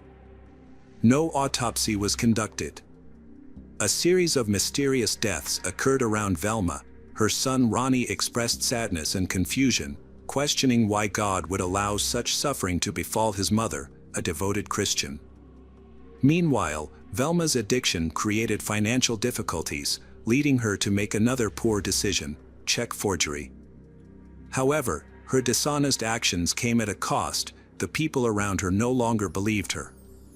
In 1975, Velma Barfield was found guilty of writing 7 bad checks and received a 6-month prison sentence. She was let out after serving 3 months.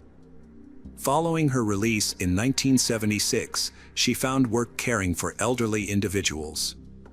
Her first job was caring for Montgomery Edwards, 94, and Dolly, his 84-year-old wife in Lumberton, North Carolina. Her first job was caring for Montgomery Edwards, 94, and Dolly. Her first job was caring for Montgomery Edwards, 94, and Dolly, his 84-year-old wife in Lumberton, North Carolina. Montgomery passed away on January 29, 1977, after falling ill. Just over a month after her husband's death, in February, Dolly began showing signs of a stomach illness similar to the one that had affected Velma's mother. Dolly's condition took a turn for the worse, and she died on March 1st. Following this, Velma took on the responsibility of caring for 76-year-old Record Lee, who had suffered a broken leg. On June 4, 1977, Record Lee's husband, John Henry, started having severe pain in my stomach and chest along with vomiting and diarrhea. Initially, doctors believed he was suffering from a severe stomach virus. Unfortunately, he did not survive and passed away later that month. Later in 1977, Velma began living with her boyfriend Roland Stewart Taylor, who was related to Dolly. He was a widower and a tobacco farmer. The two attended a Pentecostal revival meeting in Cumberland County, where Roland suddenly fell ill with severe stomach pain. He was hospitalized and died a few days later. Those close to Stewart grew suspicious as they witnessed his rapidly declining health. Ultimately, their suspicions led the authorities to investigate Velma, starting a chain of shocking truths that gradually came to light. An autopsy has been performed as part of the investigation into Roland's death. The process was thorough, with each test, interview, and piece of evidence increasing the suspicion surrounding Velma. In a criminal investigation, evidence often comes from a small clue, a moment of intuition, or a previously undiscovered connection. For the team seeking justice for Roland and other victims, this evidence came through forensic evidence. Traces of arsenic were found in Roland's body. Before the autopsy results were announced, Lumberton police received an anonymous call, allegedly from Velma's sister, claiming that Velma had poisoned Roland and others. Velma was subsequently arrested for the murder of Roland. Following Velma's arrest, Jennings Barfield's body was exhumed, and traces of arsenic were discovered. Velma carefully crafted her lies, but they began to unravel. The art of interrogation is very sophisticated, involves back-and-forth communication between investigators and suspects, in which each question is intended to uncover the hidden corners of the human mind. For Velma, the questions the interrogator asked reflected the very questions she had long been reluctant to answer. In the interrogation room, before the clear evidences, the truth was finally clarified. To seeking comfort, Velma consulted a spiritual advisor. She discovered the courage to face her past. For Velma, confessing was a journey back to her soul. Filled with regret, she began to speak. A series of facts, long hidden by fear, shame, poured out. Her confession deeply pained her family, who were unknowingly entangled in her deception. The woman they love commits terrible crimes, causing them to rethink forgiveness and their notions of right and wrong. Velma admitted to poisoning Montgomery and Dolly Edwards, John Henry, her mother Lillian, and her boyfriend Roland. Although arsenic was discovered in Jennings Barfield's body, Velma claimed she did not kill him. Her motive for murder was to steal money from the victim to satisfy her drug addiction. Additionally, she took out a loan in her mother's name. Each of her mistake decisions, stemmed from addiction, greatly affected her life and those close to her. Confronted with the risk of being exposed, Velma made a decision that permanently changed her life. The transition from one crime to another can be a slippery slope. She repeatedly committed the unimaginable. Velma attended her victims' funerals, appearing to genuinely grieve their deaths. The weight of the secret left her alone, but the human mind, skilled at self-preservation, often uses justification to protect itself from harsh realities and finds ways to rationalize even the darkest actions. Velma would steal money from her victims and then poison them if they became suspicious. To outsiders, she appeared to be a devout churchgoer, a caring nurse, and a loving family member. However, she was caught in a struggle between the remnants of her conscience and her overwhelming desire to avoid the consequences of her actions. She forged checks on her boyfriend Roland's account. When he presumably found out, she mixed arsenic-based rat poison into his beer and tea to keep her secret at any cost. At the trial, Velma's defense team argued that she was insane, but this argument was rejected. She seemed unfeeling, even laughing at the prosecutor and applauding the district attorney after his closing argument. The prosecution described Velma as not being a churchgoer as she claimed, but as a calculating murderer, driven by dark motives, stating that she was responsible for her actions and deserved the harshest punishment. Conversely, the defense argued that she was a troubled individual, trapped by addiction, abuse, and uncontrollable circumstances. They emphasized that her mental health struggles are a factor that could reduce her responsibility for the crimes. In the realm of law and justice, the truth is often more complicated, deeply intertwined with human emotions. She confessed to committing 6 murders, but was only found guilty of the first-degree murder of Roland. In December 1978, the jury identified aggravating circumstances and sentenced her to death. At the time, there was no designated holding area for female death row prisoners, and Velma was the only female on death row in North Carolina. As a result, she was held at Central Prison in Raleigh, in a section for prisoners prone to escape and those with mental illnesses. Later, a unit specifically for female death row inmates was created at the North Carolina Correctional Institution for Women. While on death row, Velma stopped using drugs and expressed regret for how pills had clouded her judgment and damaged her moral compass. In the solitude of her cell, she begins to confront her past. The nights were long, the faces of the victims haunted her dreams, and the silence intensified her thoughts and regrets. In these moments of reflection, Velma became fully aware of what she had done, the lives she had taken, and the pain she had caused. Her discussions with the prison chaplain were not just about appealing for a reduced sentence, but also about understanding atonement and the challenging journey of forgiving herself. While in jail, Velma admitted that she had never been a true Christian. Her faith had been superficial. However, as she awaited her trial, she sincerely embraced Jesus, receiving forgiveness and salvation. In her autobiography, she wrote that throughout her life she was burdened by guilt because she did not know she could do better. What was more amazing, she said, was that Jesus was willing to be her friend. Even then, she could talk to him, and he listened. Velma became a dedicated Christian and spent her last 6 years helping other inmates find faith. Velma became a supportive figure for them in her unique way. Her active involvement in the Christian community, Velma had her sentence changed from death to life in prison. She wrote letters to Governor Jim Hunt, arguing that her newfound Christian faith should be considered a mitigating factor. Many Christians across the United States supported her, including evangelists Billy and Ruth Graham, with Ruth regularly exchanging letters with Velma. However, the victims' families thought that Velma's conversion was just a fraud and a ploy for her to avoid the death penalty. They see her as a cold-blooded woman who killed their loved ones. Despite this, Velma remained a devoted mother and grandmother. She cherished family visits every weekend and enjoyed spending time with her children and grandchildren. In 1980, psychiatrist Selwyn Rose evaluated Velma and testified in state court. He stated that she suffered from 3 disorders: multiple prescription drug abuse, an underlying personality disorder, and depression. However, Dr. Rose felt he never had a complete understanding of Velma. Velma's son, Ronnie Burke, asked her if she had killed Thomas. She responded that she was sure she probably did.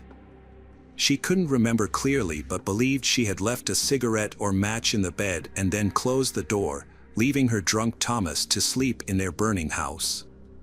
Velma admitted to the pastor that she had killed Jennings. She expressed relief that everything had come to light because she feared she might poison her grandchildren. Velma did not understand why she committed the murder and felt unable to stop herself. The governor of North Carolina denied Velma's clemency request, stating that her victims died in a torturous manner. An appeal was made based on testimony from Dr. Dorothy Lewis, a psychiatry professor at New York University School of Medicine. She claimed that Velma suffered from dissociative identity disorder and had shown patterns of manic depressive disorder earlier in her life. Velma filed her final appeal on October 30, 1984, in the North Carolina Supreme Court, arguing that she was incompetent at her original trial due to her drug addiction. This appeal was rejected in federal court. The day before her execution, she instructed her attorney, Jimmy Little, to withdraw all appeals.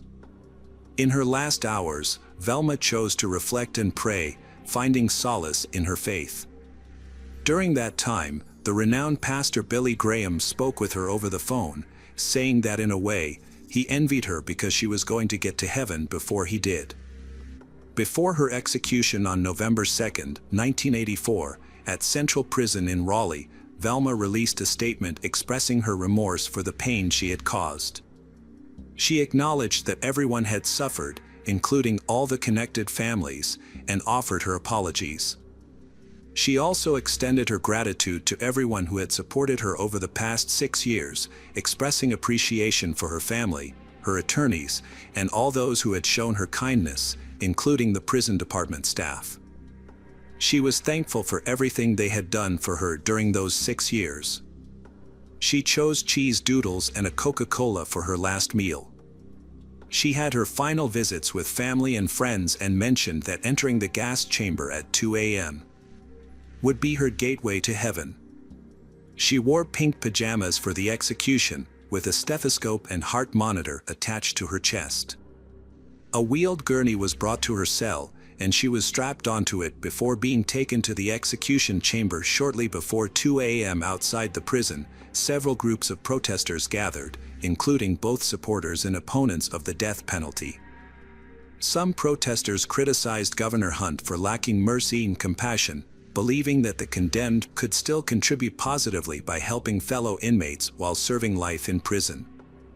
Inside the prison, inmates banged rhythmically on their cell windows as they awaited the execution. Approximately 80 supporters of capital punishment gathered to cheer and applaud. The execution was carried out by 3 volunteers, with one intravenous line serving as a dummy so that none of the volunteers knew who actually delivered the lethal dose. Velma was pronounced dead at 2:15 a.m., 15 minutes after receiving the injection of proton bromide.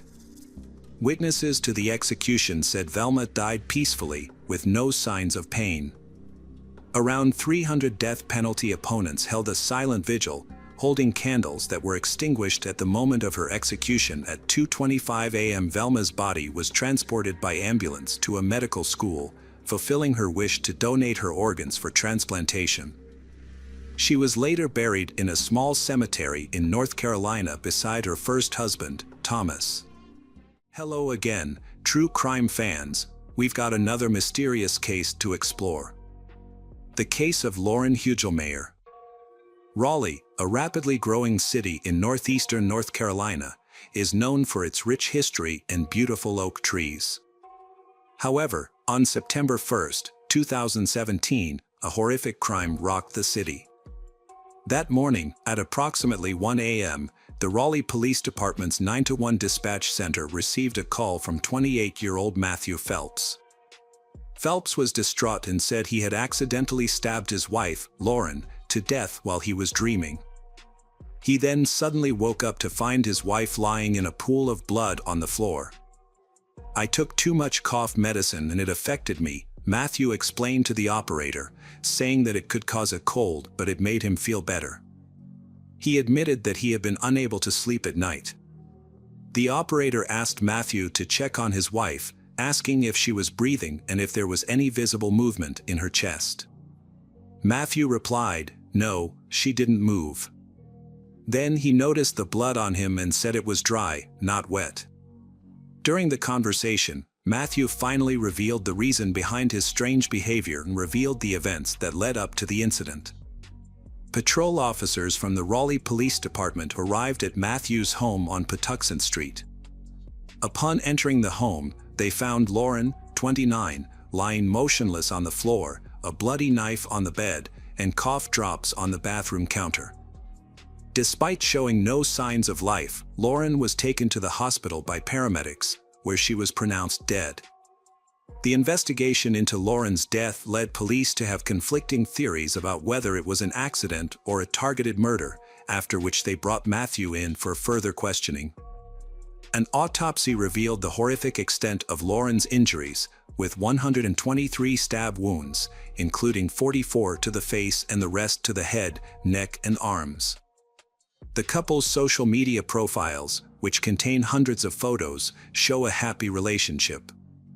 Matthew has a clean record, and from the outside, they appear to be a happy, carefree couple. However, it cannot be ruled out that Matthew's actions were influenced by a large dose of cough syrup. Can cause euphoria, delusions, and often make people act strangely. To unravel the mystery behind the murder, police dug into the couple's past. Lauren Hugelmayer was born on June 9, 1988, in Los Angeles County to a deeply religious family. Lauren had a normal childhood with her 2 older sisters, Beth and Briana. Lauren graduated from Swain County High School in North Carolina in 2007. She went on to earn a degree in business administration and management from Appalachian State University in 2011. After completing her studies, she worked as an auditor at Quintiles. She also started a side business selling Scentsy products. She was very passionate about Scentsy, and her Facebook page was filled with photos and videos of her side business, including trips she took with other Scentsy sellers. Lauren was a member of Hope Lutheran Church, where she was a Sunday school teacher and taught children and youth at the church. In her mid-20s, Lauren reconnected with Matthew Phelps, a classmate of hers from high school. Lauren and Matthew initially lost touch after high school when he transferred schools, and Lauren's family moved to Raleigh, North Carolina. Notably, their childhood experiences were very different. While Lauren grew up in a loving family, Matthew was not so fortunate. Matthew's parents abandoned him at birth, leaving him to live with his grandparents from a young age. Matthew's parents divorced shortly after he was born.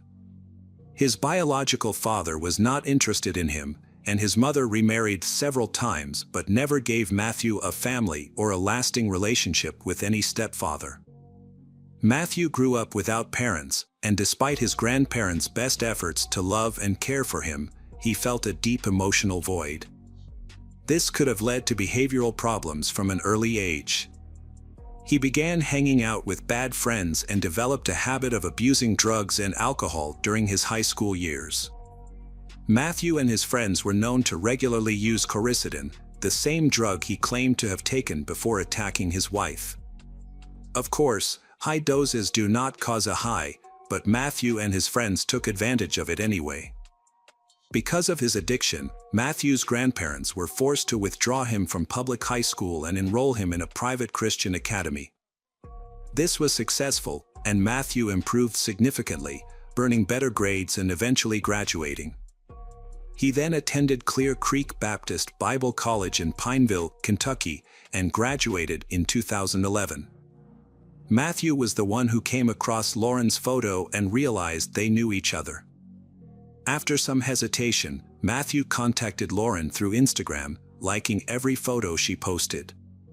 The two began talking, and their text messages quickly turned into long, late-night phone calls. Before long, both Matthew and Lauren were falling for each other. The two began a long-distance relationship, as Matthew was still living in Kentucky at the time. Despite living hundreds of miles apart, their relationship began to develop quickly. After a while, Matthew tried to visit Lauren and eventually moved to North Carolina to be with her. Since Lauren was very close to her family, she was happy to introduce Matthew to them. Most of her family members welcomed him, trusting Lauren's choice. They saw him as a kind man who truly cared about their daughter. Lauren's mother, Lori, thought Matthew was the right person for Lauren. However, Lauren's father, Dale, had reservations about the relationship. His concerns may have stemmed from his protective fatherly instincts, or perhaps it was intuition. In Dale's opinion, Matthew was moving too fast and that he was likely hiding a secret from Lauren. Despite his suspicions, Dale could not pinpoint exactly what made him feel uncomfortable about Matthew. However, he chose to put his feelings aside because his daughter seemed genuinely happy. Eventually, Matthew became a part of the family. However, during a night out at Lauren's parents' house, he revealed a shocking secret. He had been in a failed marriage before he dated Lauren, but refused to share any other details. This confession raised concerns about his honesty and intentions, especially given his young age at the time of the divorce and the fact that he had kept it from Lauren for months. Lauren's family were particularly concerned, and they noticed his body language seemed suspicious. Despite their reservations, Lauren's love for Matthew remained unwavering, and her family chose to support the couple as they continued their relationship. Matthew and Lauren eventually got engaged in 2015. The engagement party left a lasting impression on family and friends. Matthew's mother had a strained relationship with Lauren, which was evident when she wore a white dress to the wedding to show her disapproval. Despite this, the event was a success and the couple married the following year. The couple were avid Star Wars fans, and they incorporated this theme into their wedding. With their love for each other and their new life together, Lauren and Matthew seemed to be very happy. For Lauren, married life exceeded her expectations. She had her own home, a fulfilling job, and a loving husband who made her smile every day. However, the dream marriage soon turned into an ugly reality when Matthew began to show his true colors. Just a few months after their marriage, Matthew had difficulty finding a job, and when he did find one, he quickly left without much explanation. During his unemployment, Matthew spent most of his time playing video games. Meanwhile, Lauren worked multiple jobs to support the family. This created significant financial stress, which was exacerbated by Matthew's overspending on expensive electronics and gaming equipment. Lauren had saved about $10,000, but Matthew spent it all very quickly, spending $1,200 on iTunes and Xbox subscriptions alone. He even stole money from Lauren's purse if she refused to pay for his lavish lifestyle. Lauren had a decent amount of savings in her bank account before she married Matthew. However, by the time she died, there was only $1,000 left. In addition to Matthew's spending habits, there were other problems in the relationship. Lauren also had problems with Matthew's family. During a visit to his family home 6 months after the wedding, his mother was cold to Lauren and the couple argued the entire time. As a result, Lauren felt unwelcome and isolated. The disagreements mainly revolved around Matthew's spending habits, which hindered their ability to pursue their shared goals and dreams. As mentioned earlier, the couple was very fond of Star Wars and were trying to save money to take a trip to Disney World. However, Matthew would spend the little money they had saved on his own selfish habits.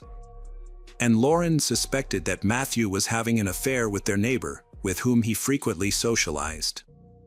One evening, while Lauren was cooking dinner and talking to her sister Beth on the phone, Matthew came home from work, but instead of going with Lauren, he went out with his neighbor. He then sent Lauren a text saying he was having a great time eating with his neighbors and told her to go out to dinner alone, which further raised her suspicions. Although Matthew spent a lot of time with their neighbor, he was extremely possessive of Lauren. His possessiveness led to frequent arguments over a man at church whom Matthew suspected of flirting with Lauren. Matthew's suspicions of Lauren only increased the distance between them. He often used his past experience of being dumped by his ex-wife, who had met another man on a mission trip, to justify his insecurities. However, this justification did nothing to help their relationship, which was deteriorating. Lauren had confided in loved ones about her desire to leave Matthew less than a year after they were married because of his controlling nature. However, driven by her faith, Lauren was determined to make their marriage work and put thoughts of divorce aside. As a result, she continued to project a vision of a perfect marriage on social media, posting pictures and videos of the couple with affectionate captions that were in stark contrast to the reality of their troubled marriage. Matthew decided to return to college to become a pastor, hoping that this would save his marriage. However, his wife Lauren was not impressed and was fed up with his thoughtless and immature behavior. Lauren eventually decided to leave Matthew. But she would never get the chance to carry out that decision. Instead, she was brutally murdered by her husband in their bed. The investigation quickly pieced together the events. The crime scene appeared to be staged. The knife and cough syrup were carefully placed, and Matthew had only a small amount of blood on him, mostly on his shoes and a few drops on his shirt. This contrasted with the brutal nature of the crime, in which Lauren had been stabbed 123 times. The lack of blood splatter suggested that Matthew had washed himself, which disproved his claim that he was in a delusional state at the time of the murder. Traces of blood were found throughout the apartment after a luminol test, suggesting it had been cleaned up before police arrived. Matthew was notably expressionless when police encountered him at the scene of the crime.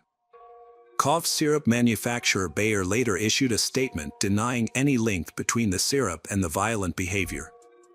A medical examination found that the amount of the drug in Matthew's system at the time of the murder was minimal, making it unlikely to have influenced his actions.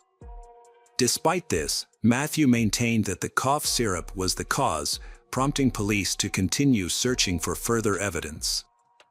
The investigation into Matthew's motives led police to his diary, in which he detailed his relationship problems with Lauren, expressing low self-esteem and insecurity due to feeling unwelcome by her family. Despite Lauren's best efforts, Matthew never felt like he fit in well with her family. The neighbor Lauren suspected was related to Matthew, told police that they were just friends and had grown close through conversations about anxiety and depression. She also shared that, as they spent more time together, Matthew began discussing darker topics such as suicide and death, perhaps planning to take the licensed gun he knew she had in the house. Further investigation of Matthew's phone revealed a suspicious online search history. The searches included queries about the intoxicating effects of cough syrup, such as its ability to cause a foggy feeling and whether other people had ever been high. These searches alone suggested that Matthew may have planned the crime in advance and considered using cough syrup as a defense strategy. While this evidence was circumstantial and not enough to build a solid case, the discovery of a secret Instagram account at @Marty_radical, where Matthew posted dark content inspired by a movie, provided another important piece of evidence. Evidence showed that Matthew had a fascination with serial killers. This was evident in his portrayal of Patrick Bateman in American Psycho and his apparent interest in understanding what it was like to take another person's life, which he shared with a friend.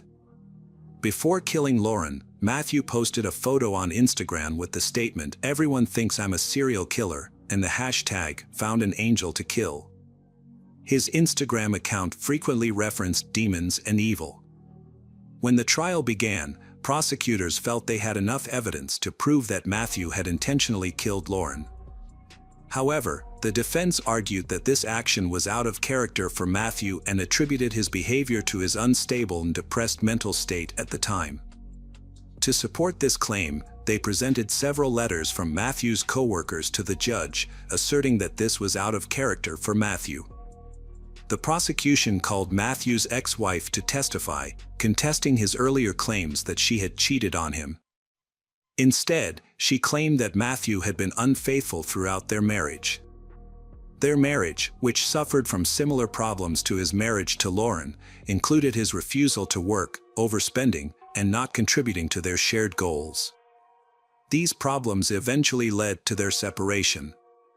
Matthew ultimately accepted a plea deal and pleaded guilty to first-degree murder, a felony punishable by death or life in prison without parole, to avoid the death penalty.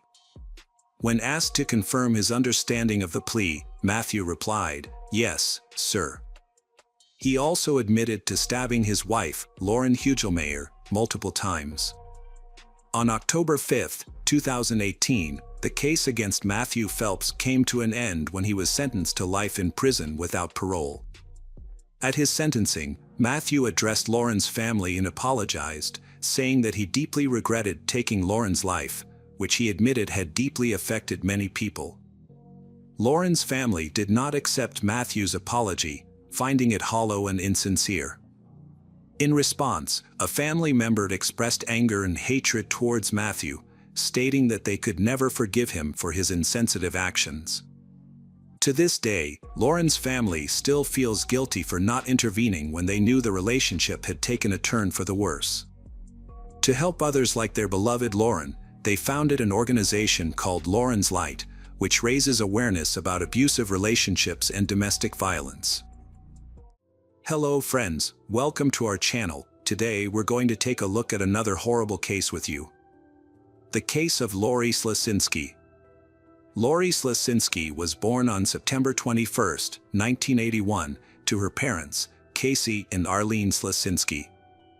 With her blue eyes and blonde hair, Lori was cherished by her family, including her older brother, Paul. The Slasinski family originally hailed from New York State but moved to the rural Alabama farmland near Auburn when Lori was 13 years old.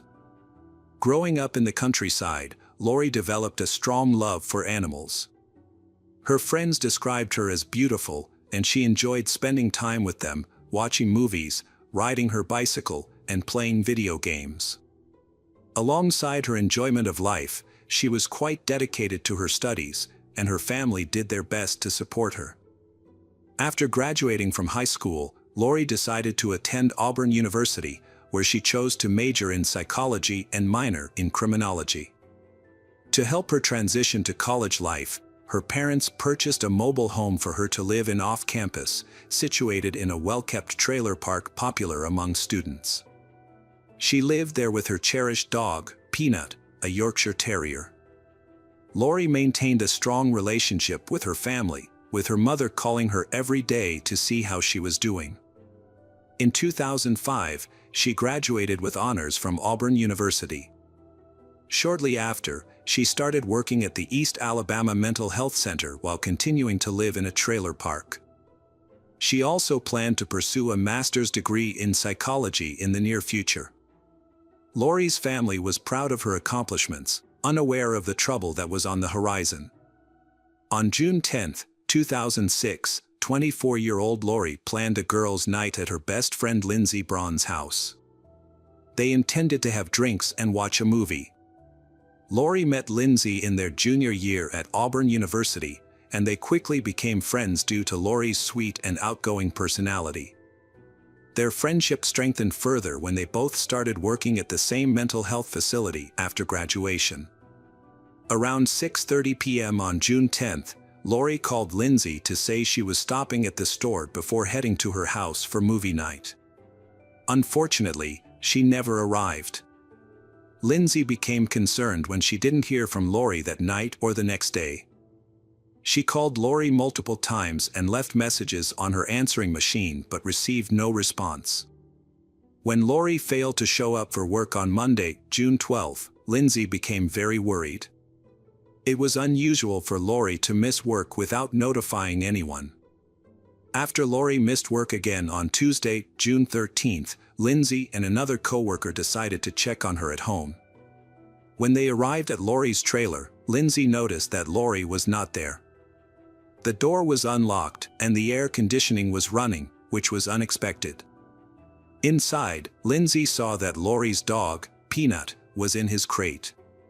He appeared healthy and content, suggesting that someone had been taking care of him.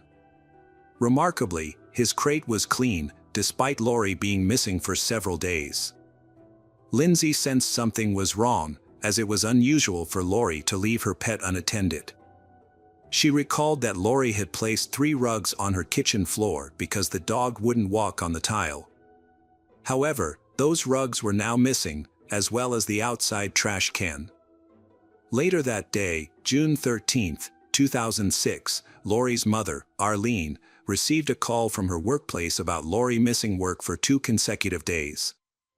Arlene tried calling Lori but couldn't reach her. Concerned for her daughter's safety, Arlene hurried to Auburn after informing her husband, Casey, about Lori's disappearance.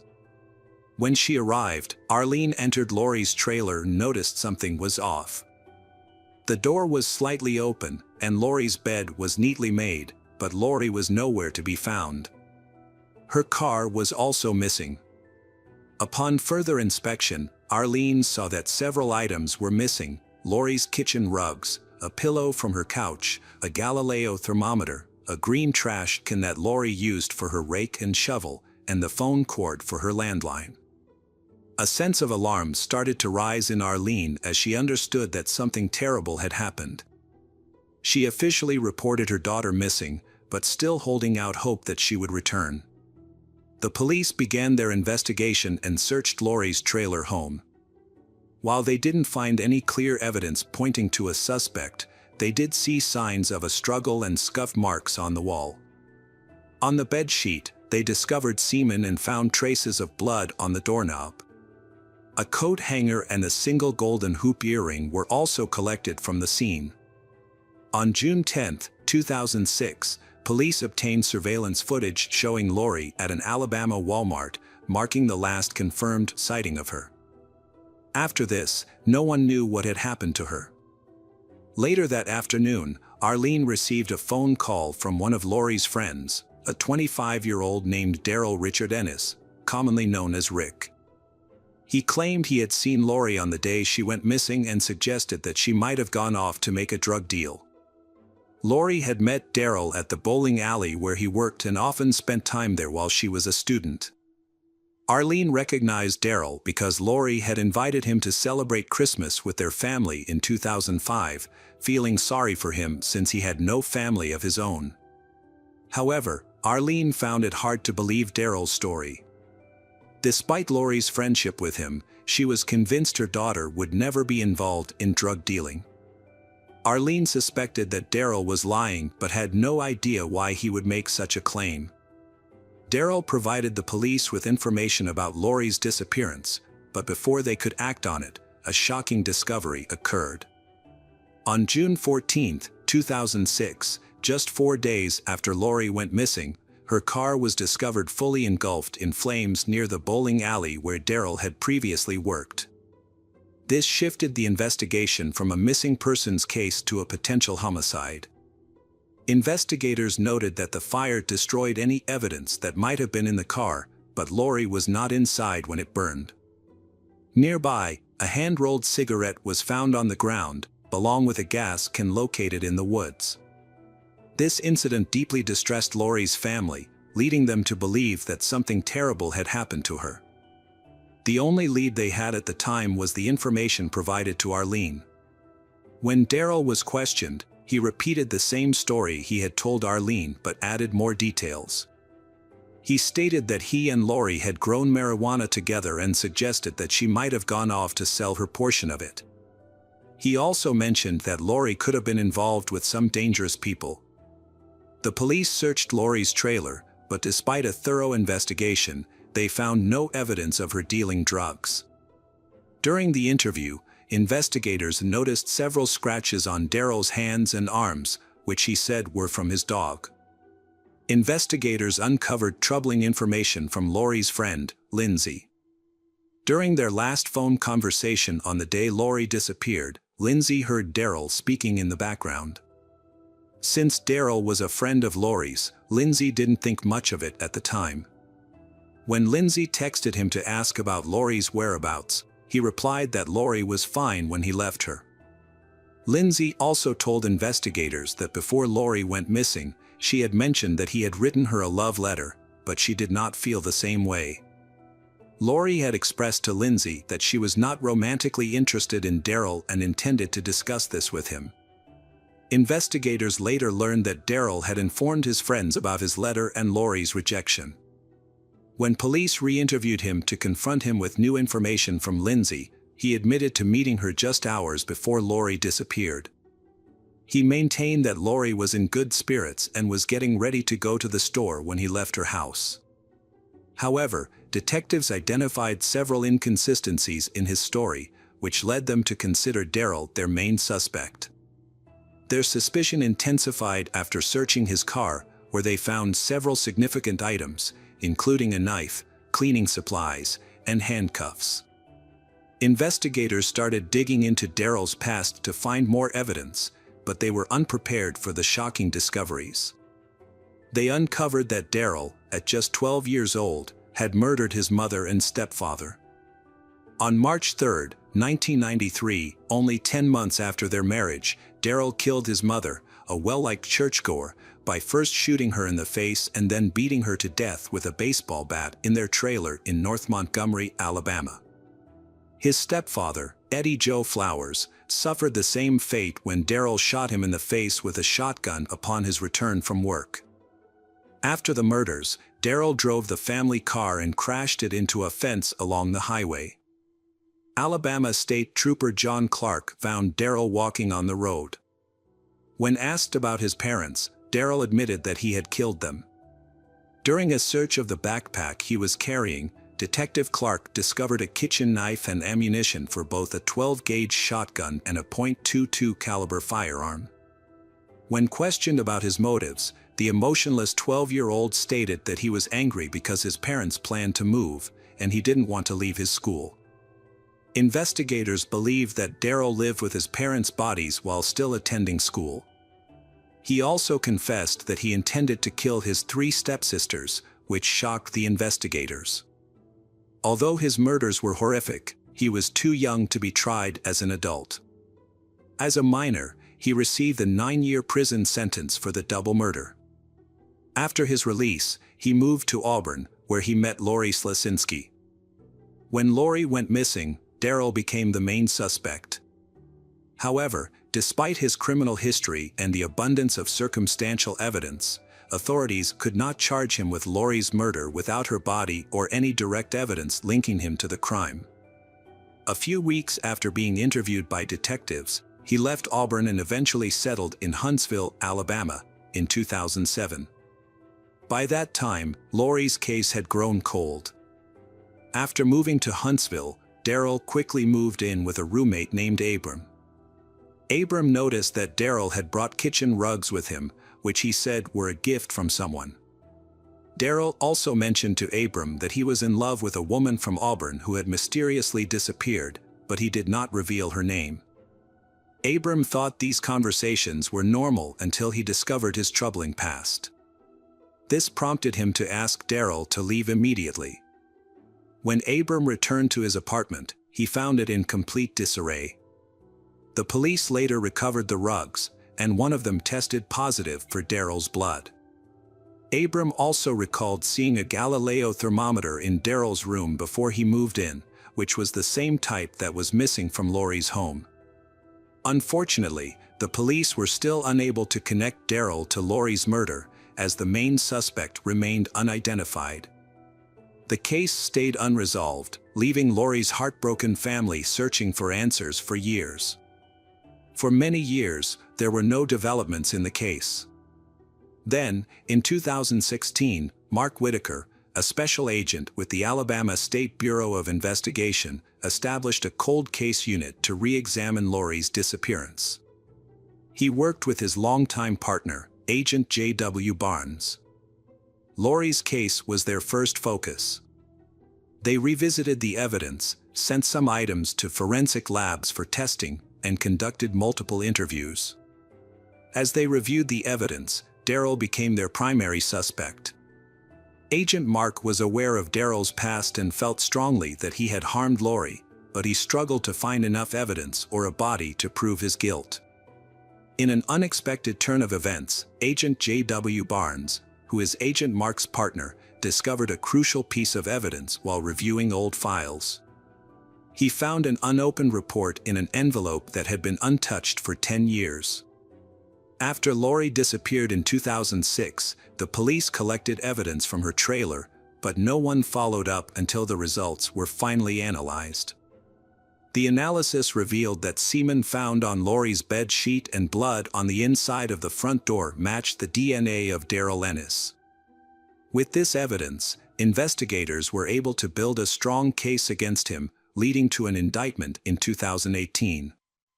At that time, Darrell was happily engaged to a school librarian named Elena Atkinson and was living in Pilot, Virginia, where he worked for a company that designed and built portable living structures called yurts. On August 6, 2018, which was his 38th birthday, Darrell Ennis was arrested by a U.S. Marshals task force 12 years after Lori Slasinski disappeared from Auburn. While Lori's family felt relieved, Darrell's fiancée and co-workers were taken aback by the news.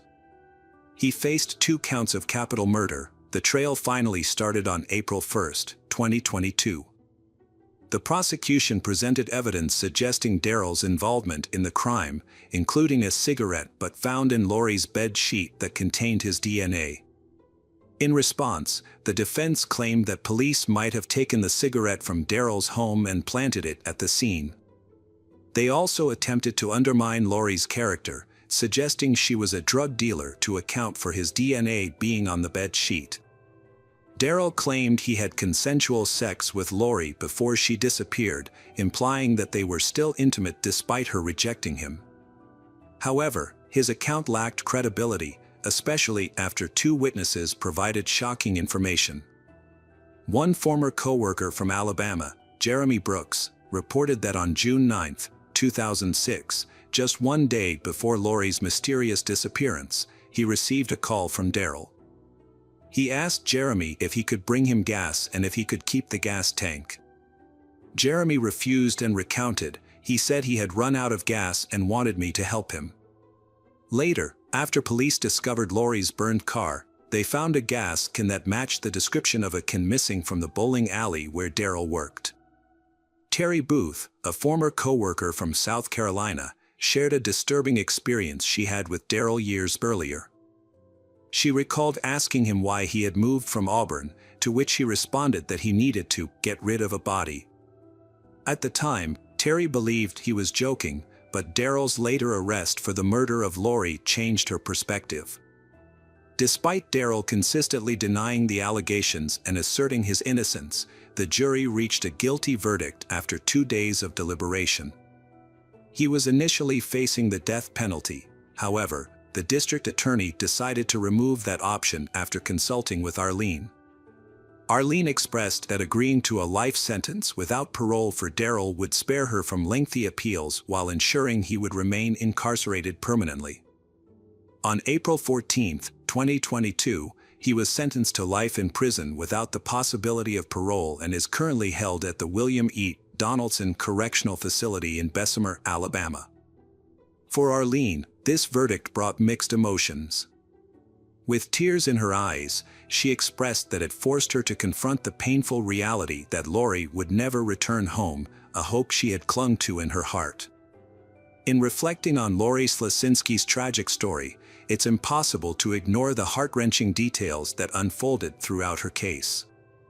From her vibrant personality and promising future to the chilling revelations of Daryl Ennis's past, every twist and turn serves as a reminder of the fragility of life. The love between Lori and her family, especially her mother Arlene, paints a poignant picture of loss and longing for closure. The perseverance of investigators and the eventual breakthrough in the cold case remind us that justice, though sometimes delayed, can still prevail. As we honor Lori's memory, we recognize the profound impact her life and disappearance have had on all who knew her, as well as the vital importance of safeguarding our communities from those with dark histories. Hi everyone, thanks for returning. Let's unravel another perplexing mystery. The case of Lynette Vonda Pontius. Lynette Pontius was born in Battle Creek, Michigan, USA. She was the youngest child in her family, with 2 brothers who were 2 and 3 years older than her. Lynette is very active, sociable and cheerful, so she is always popular in every group of friends. She very also attractive and caught the attention of the opposite sex. She never lacked boyfriends and led a somewhat carefree lifestyle. As a result, Lynette became pregnant and had to leave school in the 9th grade. When Lynette turned 16, she gave birth to her first child. She lived with the child's father for a while, but they eventually broke up. He showed no interest in Lynette or the baby. He disappeared and ignored all to contact him. Lynette's situation was difficult. She struggled to find a suitable job so that she could conveniently take care of her newborn child, and no one wanted to hire Lynette, a teenage mother. Eventually, Lynette found work at a fast food restaurant. To make ends meet, she continued to build relationships. She was interested in several guys in her social circle until she met Martin, a customer at the restaurant, who was 2 years older than her. Martin was from the same city as Lynette's. After high school, he took a part-time job at a private company owned by a married couple who made fences. He wasn't interested in pursuing higher education, so he spent his free time with friends. In 1999, Martin and Lynette started dating after being introduced by a mutual friend. Despite being somewhat bold, Martin was overall a likable person and always keeps a positive attitude. Lynette's relatives believe that he will be able to guide her in the right direction.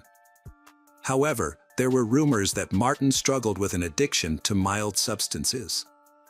Martin and Lynette dated for less than a year, but during that time, he became part of Lynette's family. Her parents welcomed him with open arms, and he came and went from their home freely. However, love that blooms quickly also fades easily. Later, Martin admitted that Lynette was manipulative and accepted no disagreement from others. They had regular conflicts, which led to their breakup. It seemed like nothing special had happened, just 2 young people who didn't get along. But a few weeks after the breakup, everything changed when Lynette called Martin and told him she was pregnant. Initially, Martin doubted that the child was his, but Lynette insisted it was. A greater surprise came when Lynette was arrested for identity theft, cashing other people's checks, and several other minor scams. Her explanation was that she had committed these crimes out of desperation, as she had no other means of supporting her children.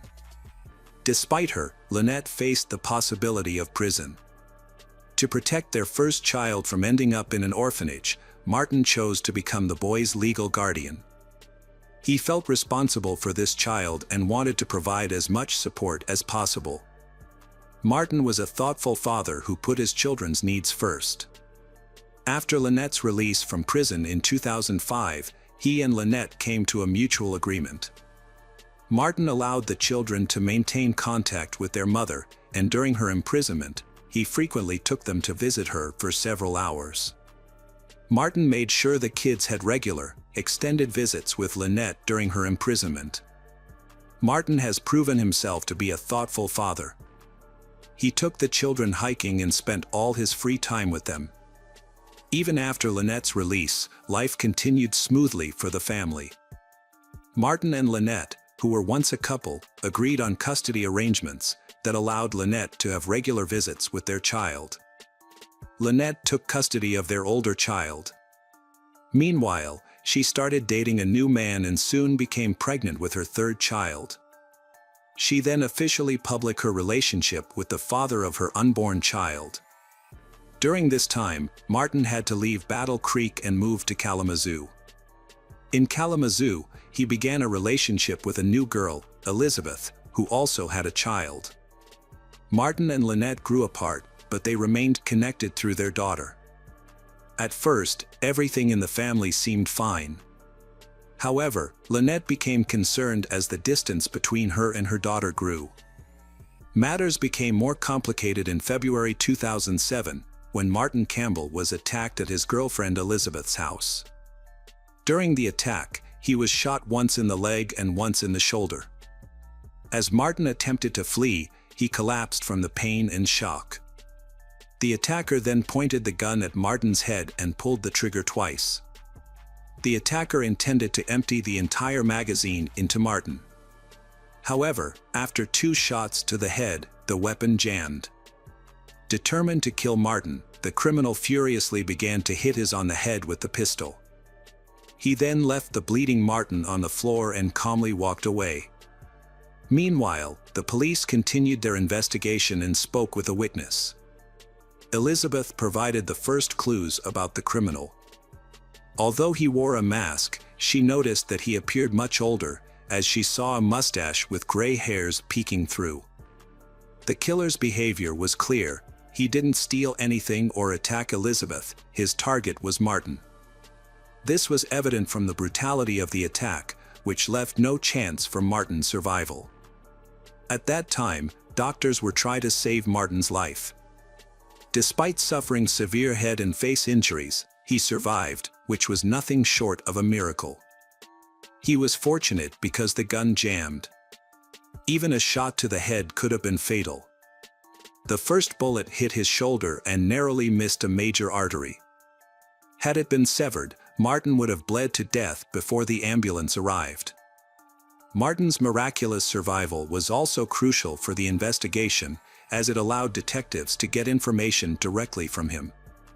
Once his condition stabilized, detectives visited him in the hospital to talk.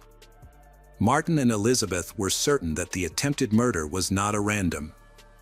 This was the second attempt on his life that he had survived. In late February, just days before the shooting, Elizabeth reported an attempted murder while she was returning from the store. As she drove into the garage, a stranger crashed into her car's trunk, blocking her vehicle and the garage door, preventing it from closing. She got out and saw a black SUV, from which a weapon man emerged. The man pointed a gun at Elizabeth's head and asked where Martin was. However, she remained calm and told him that Martin was not home. This was a lie, as she knew Martin was playing with the children in the backyard. She lied to protect their lives. Her tactic worked. The man believed her and left.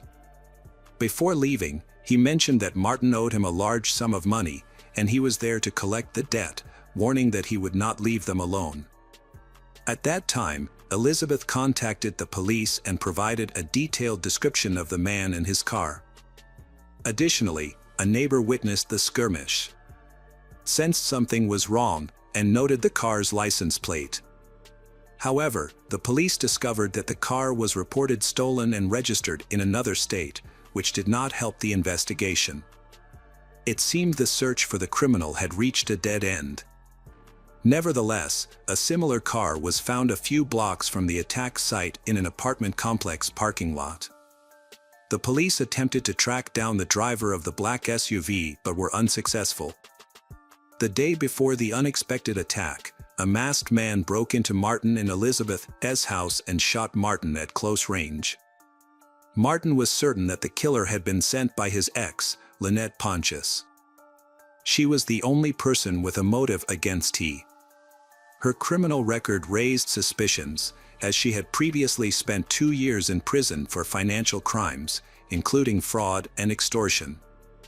However, initially after her release, there were no issues, and Martin did not restrict her communication with their child. Lynette quickly begins to control things and she wants more. She sought to control the process of raising her children and would behave brutal when she was dissatisfied with something. This led to constant conflicts. As a result, Martin decided to reduce the time his daughter spent with her biological mother, Lynette, which further angered she. Finally, she went to court to dispute Martin's custody. However, she faced an obstacle due to her previous convictions, which worked against her, giving Martin a strong chance of winning. This could have been the last straw, making her hate him more and more. Investigators had several questions, particularly about why Lynette had resorted to such actions. Until now, no one had ever observed any aggressive behavior in Lynette. All her relatives and friends knew her as a kind and cheerful person. Additionally, it was clear that the attacker was an older man on both occasions, suggesting that Lynette might truly be innocent. To find answers, the detectives decided to directly contact the main suspect in organizing the assassination attempt. They were surprised to discover that Lynette had left her hometown the day after the shooting at the house Martin. Elizabeth found it suspicious to exclude Lynette from the suspect list. However, finding and detaining Lynette was not easy. It was discovered that she was trying to flee the country, and a nationwide search was launched to capture her. During this time, detectives received another lead. It was revealed that Martin may owe large sums of money from criminal organizations. Some of Martin's friends mentioned that he had been in debt for a long time. Martin used to consume soft substances and smoke. He admitted this to the police but insisted that those days were behind him. Martin claimed that he only used these substances during his meet with Lynette and had quit his bad habits long ago. Before Lynette was caught, a prisoner from the local jail informed the police that Lynette had approached him some time before the attack, offering money to carry out an attack Martin. Lynette was searching for a mercenary to kill Martin. She devised a cunning plan. Accordingly, the killer must win Martin's trust, and after a while, get him drunk or full of mild narcotics to ensure unconsciousness. Afterward, the hired killer would eliminate Martin. Lynette believed it would be best to make it look like an accident. Overall, she didn't care about the method, as long as Martin dies, so that she can gain custody of their daughter. Later, the police gathered evidence from various individuals who reported receiving similar requests and provocations from Lynette. Many people claimed that she had tried to hire them as mercenaries, but none of them were actual shooters, and they all declined the offer. Fortunately, the police quickly identified the killer, who was likely the person who agreed to help Lynette. This suspect was a 59-year-old man named Joseph Lover, who was romantically involved with Lynette. He had a history of involvement in numerous serious crimes. Joseph fit the description of the attacker and was capable of carrying out such a bold attack in broad daylight. The brutal massacre aligned with the style of Joseph, a man who had spent most of his life in prison. However, when the police attempted to locate him, they discovered that he had left the city around the same time Lynette disappeared. It is likely that they fled together. Lynette and Joseph managed to stay hidden until February 13, 2007, when they were discovered near the Mexico-US border. They had been planning to escape to another country to avoid facing justice. However, Lynette realized she needed to retrieve some important documents she had left behind in Mexico and had to return for them. Unfortunately for them, the police were already there waiting to capture them. 5 days later, they were taken into custody, which was a great relief for Martin, who was worried about another attack. Although he was pleased with the arrest, the investigation struggled to communicate with the criminals. Surprisingly, Joseph was very cooperative with the detectives. He admitted he was driving a stolen car and having a pistol, hoping for a reduced sentence. However, he consistently denied being involved in the attack and attempted murder of Martin. Lynette partially backed up his claims, stating she had hired a mercenary to confront Martin. Her intention, she said, was not to kill him but to scare him into relinquishing custody of their daughter. Being separated from her daughter made Lynette extremely miserable. She claimed that Martin did not allow her to see her daughter. Additionally, she alleged that she found evidence of Martin abusing her daughter. Lynette accused Martin of substance abuse and domestic violence. She also shared details about their relationship, stating that Martin had repeatedly beaten her, which led to their breakup. Lynette did not see him as a benefactor, said that he took advantage of her difficult circumstances when their daughter was born. He allegedly forced her to sign documents and formalize guardianship while she was helpless in prison. She believes Martin acted shamelessly in taking advantage of her situation. The interrogations of the two suspects, Lynette and Joseph, happened at the same time, but in different rooms to compare their stories. The investigators, having received information from Lynette, decided to confront Joseph. Initially, Joseph refused to tell the truth. However, once he learned that Lynette the crime was trying to turn him in to the police, Joseph changed his story. He claimed that Lynette had first approached him in 2007 with a request to kill Martin. Lynette didn't care how Martin died, she just wanted him gone forever. The plan was for Martin to disappear without any witnesses, and his body would be disposed of discreetly. But Lynette didn't expect Joseph to act in a dramatic manner. Joseph's story matched with what the police already knew. During the investigation, the police chose to disclose this information to observe Lynette's response. Lynette, however, cleverly refused to give a statement and asked for a lawyer. Prosecutors claimed that Lynette's main motive was her dissatisfaction with the decisions regarding her child's upbringing and restrictions on communicating with him. She tried to challenge custody in court but was unsuccessful. After that, Lynette didn't stop and decided to hire a hitman. Joseph Lover, 51 years old, was also charged with attempted murder. This man admitted his guilt and provided the police with a detailed report. The trial was full of surprises, starting when Joseph unexpectedly changed his earlier testimony during the hearing.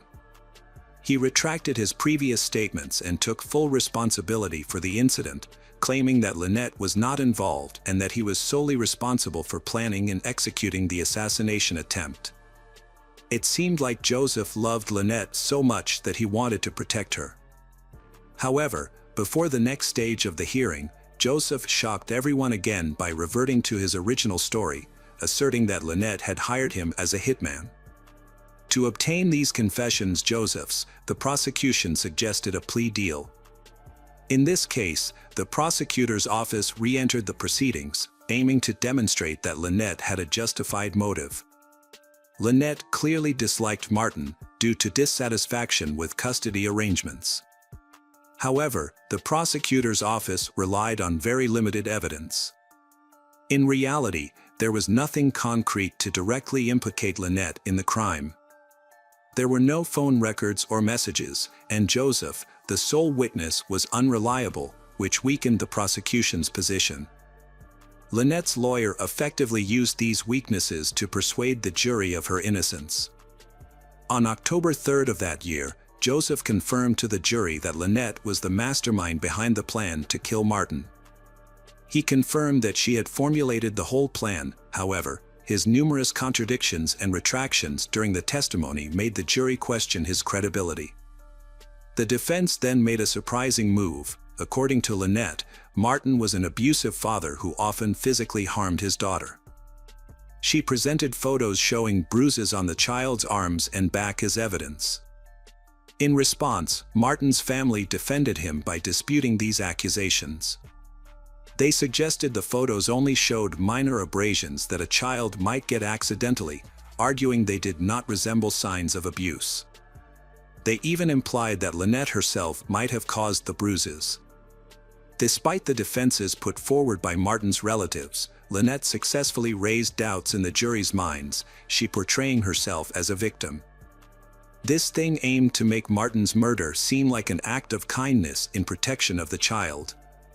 In the end, the lawyers portrayed her accomplice, Joseph, as a true hero. They argued that Joseph was protecting Lynette and her daughter. Lynette did not ask for Martin to be killed, she only wanted to scare him.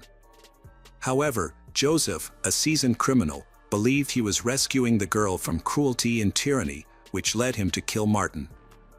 Additionally, the defense argued that Lynette could not have planned the murder herself, because if that had happened, she would likely have faced life in prison.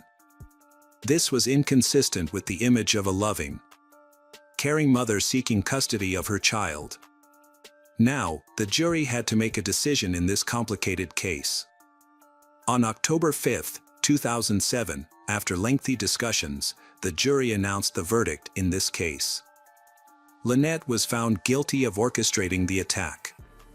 Her extravagant lifestyle and criminal record worked against her. The jury didn't believe the lawyer who portrayed Martin as an abuser involved in domestic violence against the child. In fact, there was no evidence to support these claims. Lynette's family was shocked by the jury's verdict. Initially, Lynette was sentenced to life imprisonment with the possibility of parole after 50 years, but the sentence was later changed. However, the judge considered Lynette to be a socially dangerous person. He sincerely expressed his hope that no parole board would ever decide to release the woman. Lynette remains in the Huron Correctional Facility for women. She has served enough of her sentence to apply for parole and has submitted a petition. Lynette is hopeful about being released soon. But no decision has been made yet. Martin's family hoped she will never be released. Her accomplice, Joseph, received a life sentence without the possibility of parole. Welcome back, detectives. Let's dive into another horrible case. The case of Mikhail Bush. Mikhail Bush was born on February 13, 1997, in Alberta, Canada. She is the eldest of two daughters. She attended a local high school, where she met Cody McConnell. They began their relationship in the summer of 2014. Later their relationship blossomed and they decided to start a family together. After graduating, Mikhail worked at a public organization that supported people with disabilities by finding nurses and meeting their needs. There, she realized her passion for helping people. At work, she learned the basics of healthcare and decided to pursue a career in nursing. To achieve this, she needed formal training, so Mikhail enrolled at Northwest College in Edmonton. She devoted all her free time to studying, determined to become a skilled professional. Working in the medical field in Canada is respected and well paid. This meant that pursuing a major that she loved would allow her to support their small family. Her relationship with Cody grew stronger, and he supported her in her studies. At that time, they lived together. In 2019, shortly after graduating, she found out she was pregnant. This was an important and anticipated event for the young couple, and they were very excited. Everything went as well as could be. Their dream of expanding their family became a reality. Soon after, the young couple got married and began preparing for their future child. On April 17, 2020, they welcomed a son named Noah McConnell. After his birth, Mikhail and Cody devoted themselves to taking care of their child and supported each other wholeheartedly. At this time, Mikhail and Cody lived happily together. Noah was a very cute child. He rarely cried, and when he did, it usually stopped very quickly. However, a few months later, Cody had difficulty working and was easily tired, so his wife Mikhail advised him to go to the hospital. After the examination, Cody was diagnosed with multiple sclerosis. Because of this, he lost his job. Cody was on sick leave for a long time, but during this time, they always supported and understood each other. The couple tried their best to maintain their happiness. After a while, Cody was able to return to his job. He worked in the installation of turboprop engines, a job that required frequent business trips to different cities. This sudden change in lifestyle naturally affected the family. At that time, Mikhail was a housewife, taking care of her children without a regular job. In order to avoid being apart for a long time, they decided to buy a mobile home. Life on the road was difficult, but the family stayed together. By August 2020, their life had undergone significant positive changes. Cody secured a higher-paying job, allowing him to spend more time at home. The couple traveled frequently to different locations, but they had the opportunity to rent an apartment in Hinton, Alberta. This small town is 3 hours west of Edmonton, near Jasper National Park. The move, which meant they no longer had to live on the road, marked a long-awaited change in their family life. In early September, the couple and their child moved into their new home. The apartment was much more spacious than their previous home and certainly larger than the small trailer they had been living in. Cody could finally settle down with his family and focus on building a life together. However, the young couple had no idea that their happiness would soon turn into a nightmare so severe that a change in the law would be necessary. On September 16, 2021, in Canada, the day started like any other morning for the family. Cody took his child for a walk and they spent money on entertainment, something they could not afford before. Now that life had improved, Cody was able to spend more time with his 16-month-old son. Cody then went to work as usual, leaving his wife at home. His shift ended around 5 or 6 p.m., and he returned home, eager to spend more time with his son. However, when he got home, the apartment was quiet. The child did not respond to his name or make any noises as usual. The silence was alarming. After searching all the rooms, Cody realized that his family was actually not home, which was unusual. Cody thought that his wife might have gone to the store with the baby for a while. But upon closer inspection, he realized that was unlikely, as the stroller was still in the apartment, neatly folded and untouched. Without the stroller, they would not have gone for a walk, and his wife's car was still parked outside, which made him even more worried.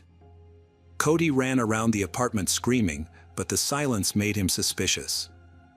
In the kitchen, he discovered another worrying sign. His wife had started cooking dinner but had stopped abruptly.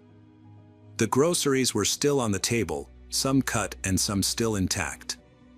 It seemed like something had interrupted her, which made Cody extremely worried. He tried calling his wife but couldn't get through. With no answer and growing increasingly worried, he decided to take action. Although he didn't want to believe that anything bad had happened, he hoped they had just gone to a nearby park or plaza and lost track of time. Desperate to find her, he set off immediately. With increasing anxiety, he searched alleys and parks but found no trace of his wife and son. After going through the area around the apartment complex several times, he contacted friends and family, hoping that she was with someone he knew. However, no one heard or saw her all day. Around 7 p.m., in desperation, Cody called the police to report that his wife and son were missing. Cody called a friend named Jareth, who came to their home to help. Together, they began searching the neighborhood, still hoping to find Mikhail and his son without police intervention. They checked the apartment again and walked around the entire apartment complex several times. Unable to calm down, they began going from apartment to apartment, knocking on doors and asking neighbors if they had seen or heard anything. When the police arrived, Cody and Jarrett were still searching. The police had to calm them down. Since Cody and Jarrett were not professionals, their search could disrupt or destroy important evidence. Therefore, the police instructed them to stop their search efforts. The police thoroughly searched the apartment, the surrounding residential area, and nearby squares and parks, but like Cody, they were unable to find anything. Cody's next-door neighbor, Robert, told the police that he had witnessed an unknown man running out of Cody's apartment that day. Although he could not provide further details, the neighbor's account raised suspicions. Therefore, the police decided to consult with the apartment manager to gain access to surveillance camera footage. They wanted to determine when and why Mikhail and the child disappeared. Whether she had run away or been kidnapped. There was speculation that a lover might have been involved, but Cody adamantly denied this. He said he had a happy family. Initially, police found no signs of forced entry, struggle, or blood in the family's apartment.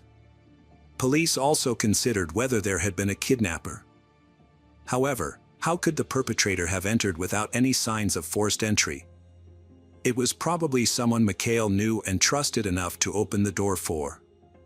When police reviewed the surveillance footage, they found no evidence to support the neighbor's claim that a stranger had entered Mikhail's apartment. Instead of catching the mysterious stranger, the footage showed the neighbor taking a bag out of her apartment and throwing it in the apartment complex's trash bin. Mikhail and her son were not seen in the surveillance footage, raising suspicions about the neighbor's involvement in the disappearance. Meanwhile, Cody and Jarrett anxiously waited for news near home, eventually staying at another neighbor's apartment. Cody was expecting his wife and child to return. At 2 a.m., at the apartment where Cody was staying, the police knocked on the door. However, they did not have good news for Cody. Instead, they asked him to move to a hotel while the investigation was ongoing. The police stated that waiting was useless. They needed to take a closer look at the apartment and the area around the house. In fact, the police did not come by accident. They did not want to tell Cody that his child had been found dead, because they had to confirm the prime suspect.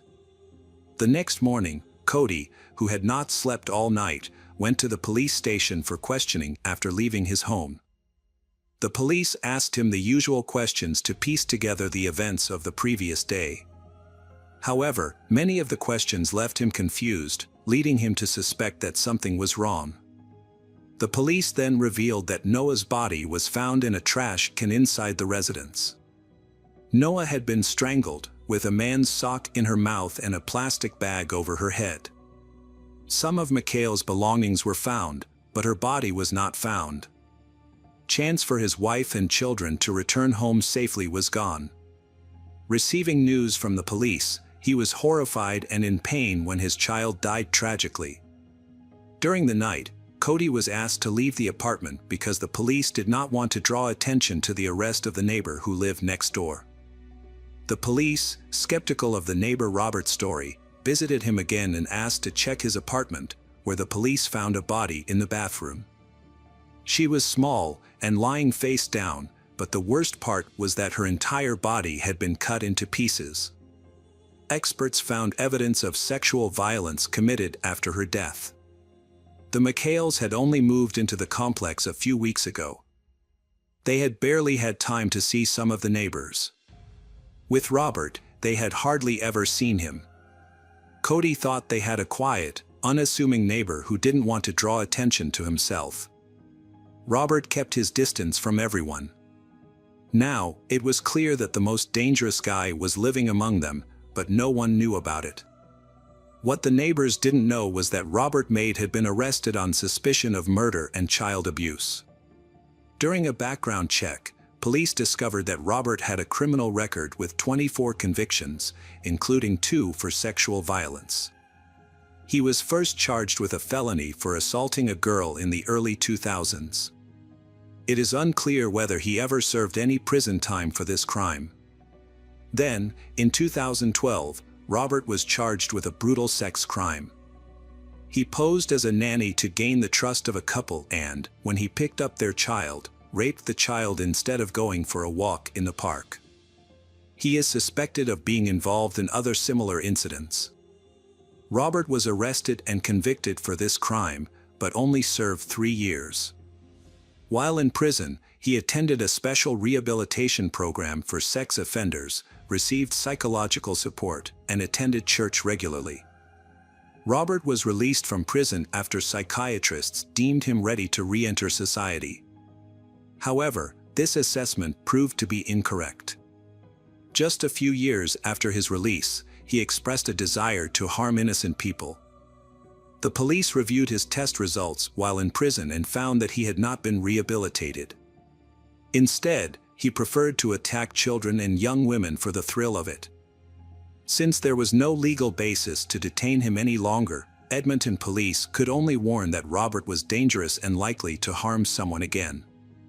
This man was clearly a threat to women, and especially young children. In order to protect society from potential rapists, many restrictions were placed on him. Specifically, he was prohibited from being near children and women, and could not live near schools or parks. Robert was also subject to a curfew and could only leave Edmonton with official permission from his supervising police officer. After his release from prison, he strictly followed these regulations for many years. He was monitored, so he did not appear in crime reports. However, over time it became clear that he had been waiting for an opportunity to commit a crime. Under Canadian law, a convicted sex offender can be removed from the Dangerous Offender Register if they have not been involved in any similar incidents for a year. In June 2020, this happened to one such offender. Despite his extensive criminal history, a court decision removed the rapist from police supervision. This allowed him, to move to a new residential area, a move that had previously been restricted. Now, he is unsupervised and unmonitored. The public was outraged by the tragic situation. By removing the restrictions on the offender, the police endangered the lives of women and children in the area. Cody said people deserved to know that they were living near a dangerous rapist, giving them the opportunity to relocate if necessary. The investigation found that 2 victims were killed before police were notified. It was discovered that Robert and the victims were just neighbors in a senior housing complex. They did not know or communicate with each other. During questioning, Robert openly confessed to these motives. As before, he informed the police that he struggled with the urge to kill and physically abuse at the same time.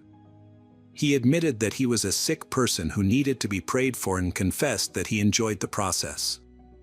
Robert believed that he needed to be isolated from society, otherwise, he feared that he would repeat his actions. Cody, who had just lost his entire family, was visited by his brothers, friends, co-workers, neighbors, and concerned citizens who came to pay their respects. It was believed that if there had not been a system error, the police would have continued to monitor this dangerous criminal and McHale would still be alive. Cody attended all the hearings, wearing his wife's wedding ring around his neck and carrying a blue blanket. Deeply saddened, he was determined to defend his rights. Even through tears, he insisted that ordinary citizens should be informed about potentially dangerous criminals living nearby. Until recently, ordinary Canadians did not have access to databases of dangerous criminals. Wanting to protect other families, Cody McConnell launched a campaign to change the existing laws. The effort, dubbed Noah's Law in honor of his young son. Robert pleaded guilty to all charges and recounted the events of that day in court. He said that after Cody left for work, Cody's wife and son went for a walk in a nearby park. When they returned home, they encountered the apartment manager. The manager informed Mikhail that Cody had made a mess in the hallway the day before and asked him to clean it up.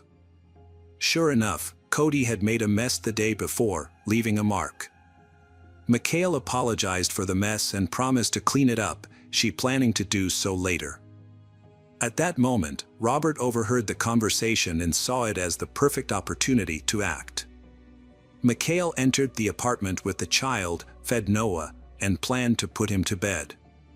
While the child was playing, Mikhail began cooking dinner and called her friend. During the phone conversation, there was a knock on the door. The friend later testified that she had heard the knock, although it was faint due to the distance. Robert offered to help clean up since she was busy watching the child. The woman thanked him for his help and agreed. Her conversation with her friend then ended. After cleaning up, Robert found an excuse to enter Mikhail's apartment.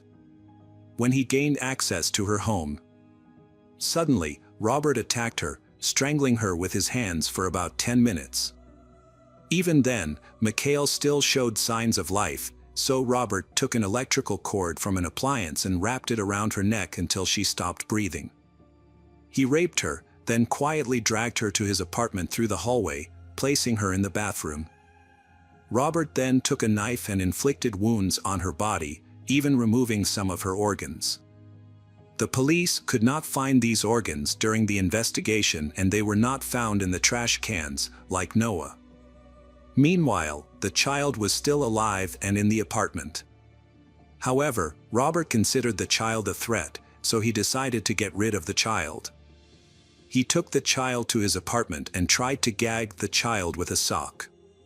He then suffocated the child by placing a plastic bag over his head.